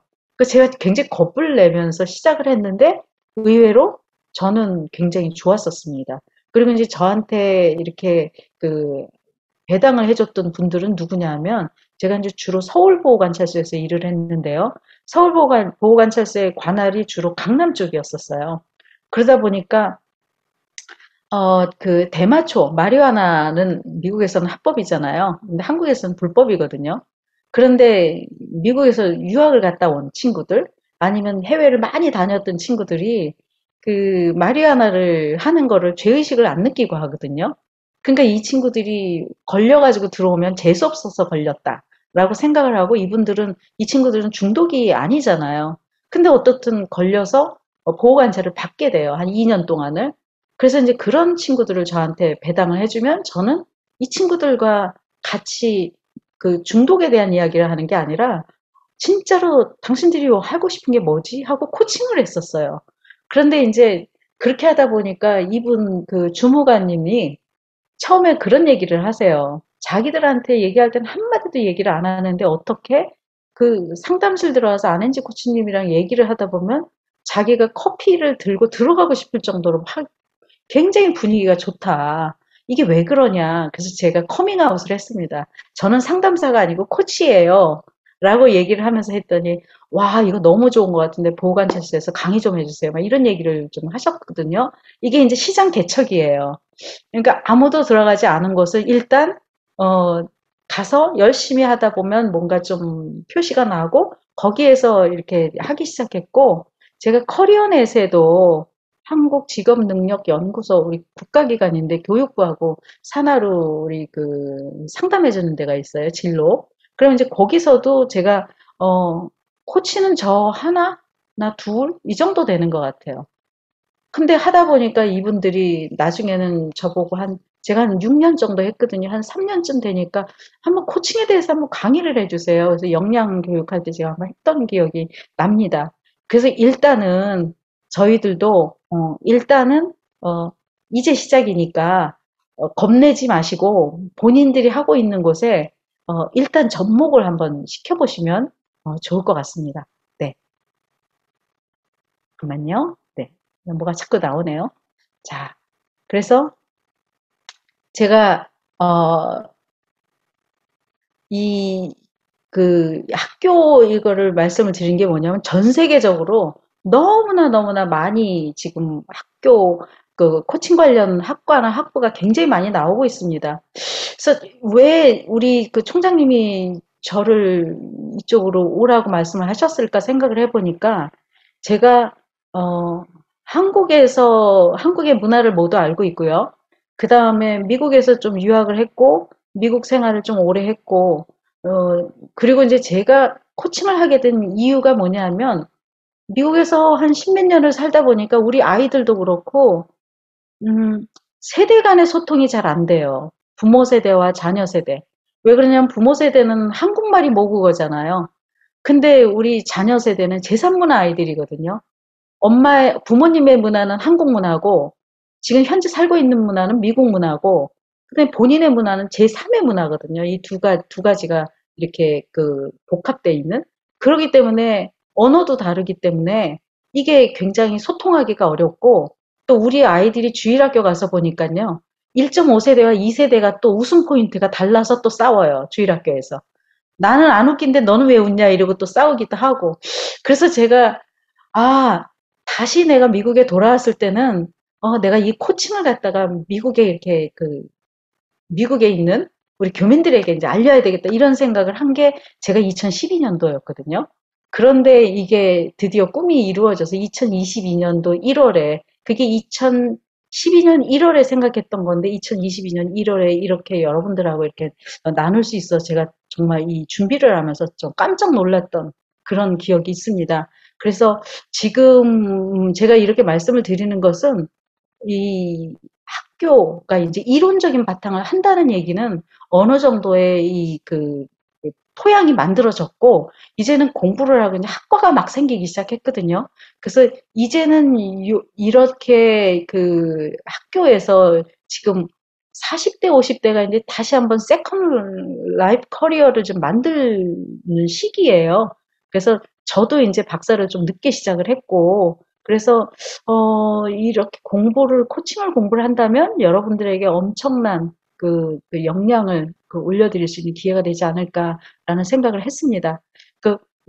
저는 이제 이 녹색으로 된 것은 우리 미성대학교의 비전임이에요. 근데 이 녹색은, 연두색은 제가, 이거 하고 싶다라고 이제 감히 이렇게 우리 총장님한테 허락도 안 받고 제가 이렇게 올려봤습니다.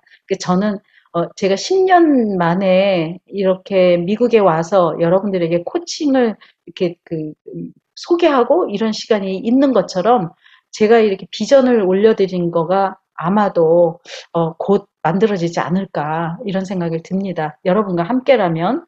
그래서 우리 혹시 우리 총장님 지금 계시지요?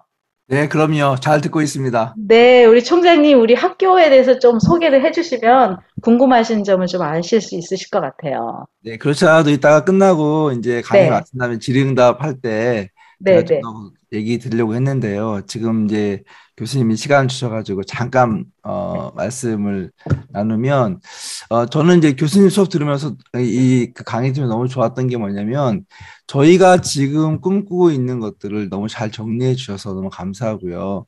또 특별히 저희가 이제 그 코칭 저희 학교가 갖고 있는 장점은 석박사 통합 과정이거든요. 그래서 아마 한국에도 코칭학과가 되게 많고 또 뭐 이렇게 많이 발전되어 있다고 말씀하셨지만 저희처럼 이렇게 석박사 통합 과정을 가지고 있는 학교는 제가 없는 걸로 알고 있고 또 저희는 이제 미국에 이제 학교가 있기 때문에 저희 학교에서 공부를 하시면 미국 연방 정부 그러니까 에듀케이션 디파트먼트에서 공식적으로 인정하는 학위를 갖게 돼요. 그렇기 때문에 미국뿐만 아니라 전 세계에서 뭐 선교 활동을 하든지 어딜 가든지 인정받는 그런 미국 학위를 가질 수 있기 때문에 그런 면에서 너무 좋고요. 또 하나는 이제 저희 학교 교수진이 그런 의미에서 되게 잘 균형이 갖춰 있다는 생각이 들어요. 왜냐하면 저희 학교 교수님들이 이제 한국에 계신 좋은 교수님들도 같이 포함되어 계시고 또 특별히 미국에서 ICF 이제 국제 인증 코치로서 뭐 너무 좋은 대학들 예를 들면 조지타운 유니버시티 이런 뭐 세계적인 대학이잖아요. 이런 데서 코칭 전문 그 과정을 이끌고 계시는 그런 분들이 또 저희에게 강의를 해주시고 그러시기 때문에 저는 이게 굉장히 우연이 아니라는 생각이 드는 게 저희가 처음 코칭 학과를 만들려고 했을 때에는 사실 한국에 이렇게 많은 코치들이 양성되고 있고 많은 관심을 갖고 있다고 하는 것이 중요했고 미주에서는 또 아직 코칭에 대한 이해가 많지 않기 때문에 사실은 그런 부분에 있어서 저희가 좀 브리지 역할을 했으면 좋겠다 생각을 했었는데 너무 놀랍게도 우리가 사실 철학 박사 과정과 또 석사 과정을 만들고 난 다음에 정말 뜻하지도 않게끔 너무 좋은 분들이 이렇게 교수진으로 이렇게 합류를 해주셔가지고 저희 너무너무 놀라고 있는 중이고 사실은요. 그리고 이제 이런 과정들을 통해서 저희가 한국에서는 경험할 수 없는 한국과 미국의 그 코칭이 같이 연결될 수 있는 그래서 김 교수님 말씀하신 것처럼 글로벌한 그런 퍼스펙티브 안에서 또 디아스포라를 섬길 수 있는 그런 전문의를 양성할 수 있는 그런 과정이 아닌가 생각이 들고요. 한 가지만 제가 또 말씀드릴게요. 저희가 갖고 있는 너무 좋은 장점은 뭐냐면 MA 과정이 1년에 마칠 수가 있어요. 그러니까 1년에서 1년 반 정도 30학점에 끝날 수 있기 때문에 이것도 너무 사실은 정말 대단한 거거든요. 왜냐하면 저희 다른 학과들은 저희 학교에 메스터 과정이 몇 개 있는데 다 40학점이에요. 그래서 2년이 걸리거든요. 근데 저희는 이 코칭은 처음 설계할 때부터 석사, 박사를 같이 염두에 뒀기 때문에 1년에서 1년 반 정도 안에 석사 과정을 마칠 수 있고 그 말은 등록금도 그만큼 싸다는 얘기거든요. 그렇게 할 수 있고 또 한 가지는 바로 PhD 과정을 들어가게 되면 PhD 과정도 다른 학교들은 사실 4년에서 5년 걸리는 학위인데 저희가 디자인할 때 3년에 맞출 수 있게 디자인을 했어요. 근데 그 3년 과정 가운데서도 MA 과정을 마치신 분들은 한 학기를 저희가 또 인정을 해드리기 때문에 사실은 이렇게 석사, 박사 과정을 통합적으로 해서 3년 반 정도에 맞출 수 있는 학교가 전 세계에 아무도 없다고 저는 생각을 해요. 네, 그런 측면에서 저희가 쉽게 가는 게 아니라 가장 현실에 맞게끔 디자인을 했기 때문에 그런 부분에 있어서는 너무나 좋은 학위 프로그램을 제가 만들었다고 생각을 합니다. 네. 네, 저희가 시간을 주셨으니까 이번 학기 열리는 것만 한번 잠깐 보여드릴까요? 네, 제가 이번 학기 여러분들에게 저희 코칭 학과에서 열리는 거 보여드릴게요. 좀 보시면 좀 이해가 좀 쉬우실 것 같아요. 여기 보면 이번 보이시죠? 이게 지금 네, 여기 보면 이번 학기에 저희가 MA 과정 네 과목하고 그다음에 PhD 과정 두 과목이 이렇게 열리게 돼요. 그래서 MA 과정은 샘 라겔 교수님, 미국 교수님하고 또 조성진 교수님, 송도 교수님, 안앤지 교수님이 이렇게 네 분께서 과정을 이끌어 주시고 이번 학기에만요. 그다음에 PhD 과정은 홍삼열 교수님과 그다음에 케빈 메노이아 교수님이 이렇게 같이 이렇게 강의를 해주세요. 그래서 또 하나 좋은 거는 석사 학위가 이미 있는 분들은 PhD 과정을 바로 들어올 수 있으시거든요. 이런 분들은 코칭에 대해서 좀 기초가 좀 부족하다 그러면 MA 과정은 두 과목씩 무료로 또 청강이 가능해요. 그렇기 때문에 PhD 과정을 바로 들어오셔서 또 MA 과정 수업도 들을 수 있기 때문에 그런 측면에서 저희가 많이 이렇게 고민하면서 이 학교를 좀 이끌어가고 있습니다. 네. 그 또 한 가지 중요한 거는 이번에 이제 이렇게 해서 들어오신 분들은 저희가 학교가 바로 초창기이기 때문에 학생들을 저희가 이제 많이 하고 있는 중에 있어요. 그래서 지난 학기 처음 MA 과정 시작했고 PhD 과정은 이제 1년째 됐는데 너무 좋은 분들이 정말 말씀하신 것처럼 전 세계에서 들어오고 계시기 때문에 특히 이제 MA 과정 같은 경우는 이제 시작한 지 한 학기밖에 안 됐고 또 저희가 그 인가를 받고 나서 한 달 만에 바로 시작했기 때문에 그때는 아직 알려지지가 많이 않았었어요. 그런데 여러분들 이번에 이제 지원해 주시면 저희가 이제 끝나고 나면 저희 학교 브로셔랑 또 이게 입학에 관련 이거 보내드릴 건데요. 문의해 주시고 입학하시게 되면 저희가 특별 장학금 많이 준비했거든요. 그래서 여러분들 등록금 걱정 좀 덜 하면서 공부하실 수 있도록 제가 많이 도와드릴 거고요. 그리고 예, 그러면서 계속 저희가 좀 많이 여러분과 함께 파트너로서 같이 나가기 원합니다. 네. 네, 감사합니다. 속 시원하게 말씀해 주셔서 너무 감사합니다. 궁금한 사항들을 많이 말씀해 넣어 주셨는데요. 그거는 조금 있다 또 저희 다 끝났습니다. 저는 우리 지금 오늘 참석해 주신 모든 선생님들, 코치님들께서 어 한번 감히 말씀드리고 싶어요. 어느 분이 코칭 리더가 되셔서 2022년을 끌고 가실 겁니까? 또 누가 퍼스트 펭귄이 되시겠습니까? 그래서 이제 먼저 뛰어드는 분들이 불확실성 시대에서 먹이를 먼저 찾는 펭귄처럼 여러분들도 퍼스트 펭귄으로서 용기와 배려를 가지고 나오실 것 같아요. 그래서 저는 그렇게 하셨으면 좋겠습니다. 어, 저는 여기서 이제 마치려고 하거든요. 네, 그럼 그리고 교수님 잠깐만요. 그럼 제가 네, 네. 교수님께 일단 1차 강의는 마치고 질의응답 시간이 있는데 네네. 그래서 네, 지금 질의응답 네, 먼저 여쭤보려고요. 우리 박수로 우리 열정적인 강의 네. 교수님 너무 감사 표하고 싶고요. 감사합니다, 네, 교수님. 네, 감사합니다. 네. 네. 그리고 질의응답은 시간을 많이 잡지는 않을 거예요. 짧게 빠르게 할 거니까요. 여러분 가급적 좀 남아주시고 이게 이렇게 화면을 보니까 다들 너무 좋으신 분들이 많이 들어와 계시네요. 너무 감사하고요. 제가 시간을 아끼기 위해서 짧게 질문하고 교수님도 그냥 핵심만 간단하게 얘기해 주시면 좋을 것 같습니다. 네. 첫 번째 질문이 코칭과 목표가 어떻게 연결될 수 있을까 이런 질문이었어요.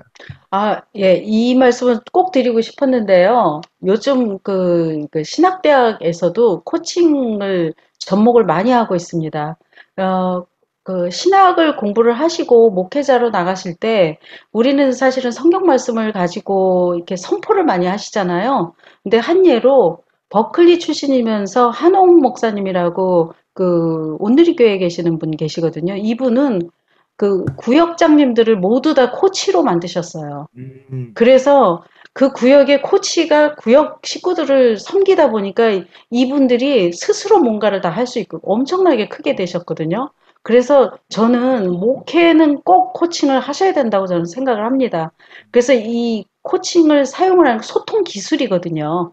그래서 우리 성도들과 소통할 수 있는 정말 좋은 기술이기 때문에 우리 목회자분들이 배우신다면 엄청난 그 무기를 장착하는 것과 같은 생각이 듭니다. 이상입니다. 네, 저희 학교 지금 공부하시는 분 가운데서도 목사님 계신데, 여러분 계신데, 코칭 목회라고 계신데, 그 교회들마다 얼마나 행복한지 몰라요. 깜짝 음. 놀랐습니다, 진짜로.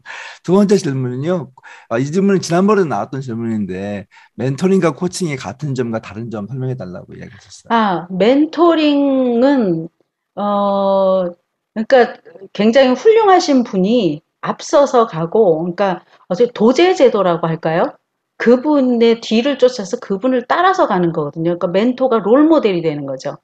그래서 그 롤 모델을 따라서 그분이 하는 걸 따라가는 거고, 코칭은, 멘토링하고는 조금 달라요. 코칭이 고객이 중심이기 때문에 그 코치가 중심이 아니고 그 현재 고객이 자기의 어떤 안에 내 안에 꽉 뭐가 있는데 성장하고 싶은 뭔가가 있는데 그게 뭔지를 모를 때 코치가 질문을 하는 거죠. 진짜 네가 원하는 게 뭐야? 라든지 아니면 정말 그 아무것도 제한이 없다고 생각했을 때 다 정말 하고 싶은 게 뭔지를 상상하게 하고 그 목표점을 생각하게 하고 거기를 가기 위해서 실행 계획을 세우게 하거든요. 그러니까 멘토링하고는 굉장히 많이 좀 다릅니다. 근데 그 두 개를 같이 하는 그 전공들이 굉장히 많아요. 왜 그러냐면 비전을 같이 세우기도 하고 하는데 멘토는 멘토를 따라서 도제처럼 따라가는 거고 코칭은 본인이 스스로 자발성을 가지고 가는 거기 때문에 조금 그 부분에서 다릅니다. 네, 감사합니다.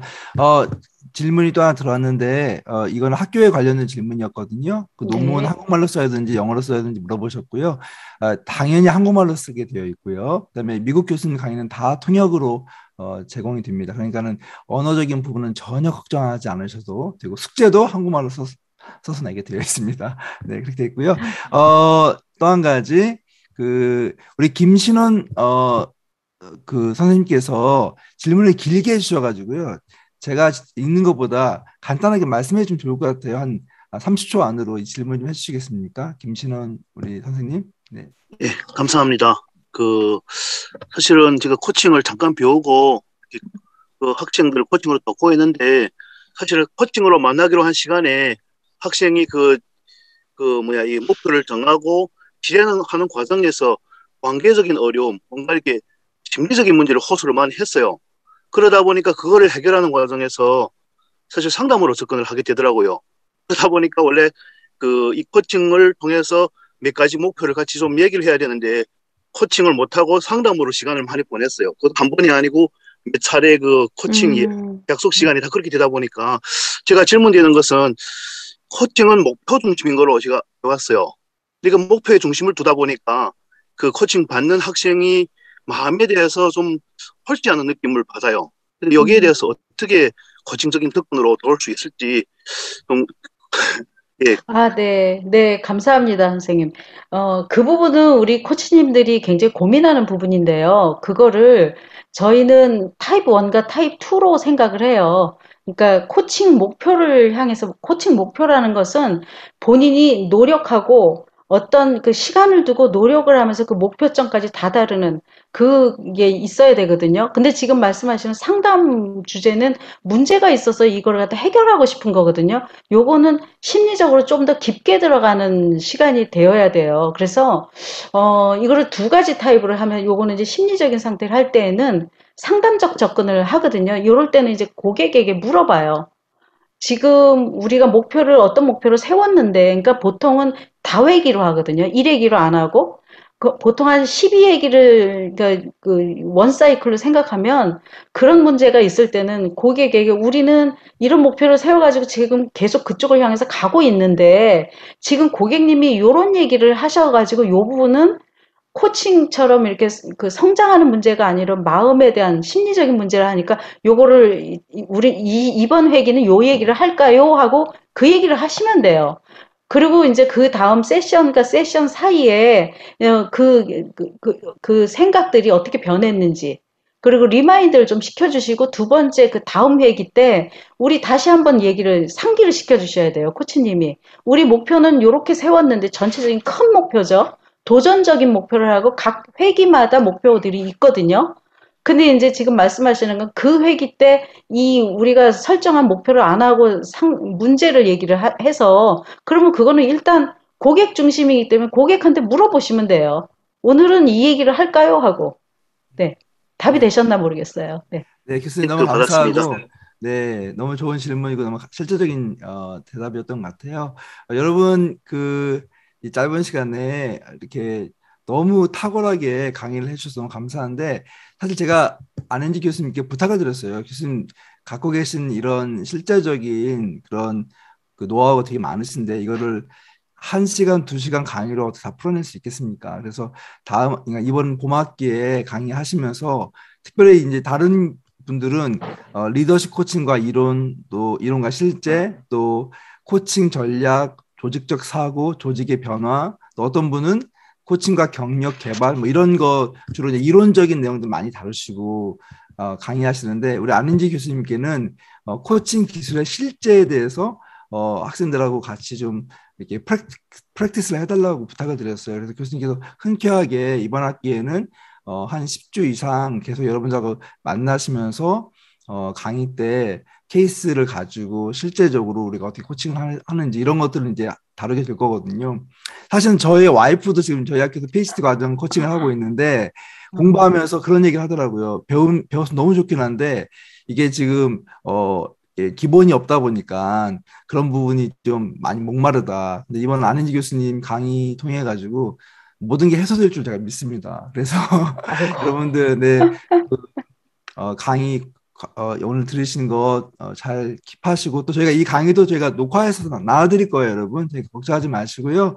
그다음에 다시 들으셔도 괜찮고 그다음에 다음 주에도 또 오셔서 이번엔 좀 다른 토픽이네요. 그 부모 코칭에 대한 내용이니까 여러분들 주변에 혹시 이런 코칭이 필요하신 분들이 있으시면 많이 알려주시고 다음 주 또 그 이후에 또 저희가 또 다른 또 세미나가 계속 있으니까 계속 팔로우해서 보내드리도록 하겠습니다. 네, 거의 2시간이 다 됐어요. 그래서 마음이 급한데 여기저기 많이 오셨습니다. 캄보디아에서도 오시고 뭐 한국, 캐나다, 뭐 다른 아시아 국가에서 많이 오셨는데 모두 감사하고요. 우리 서로를 위해서 한번 박수로 격려했으면 좋겠습니다. 오늘. 네.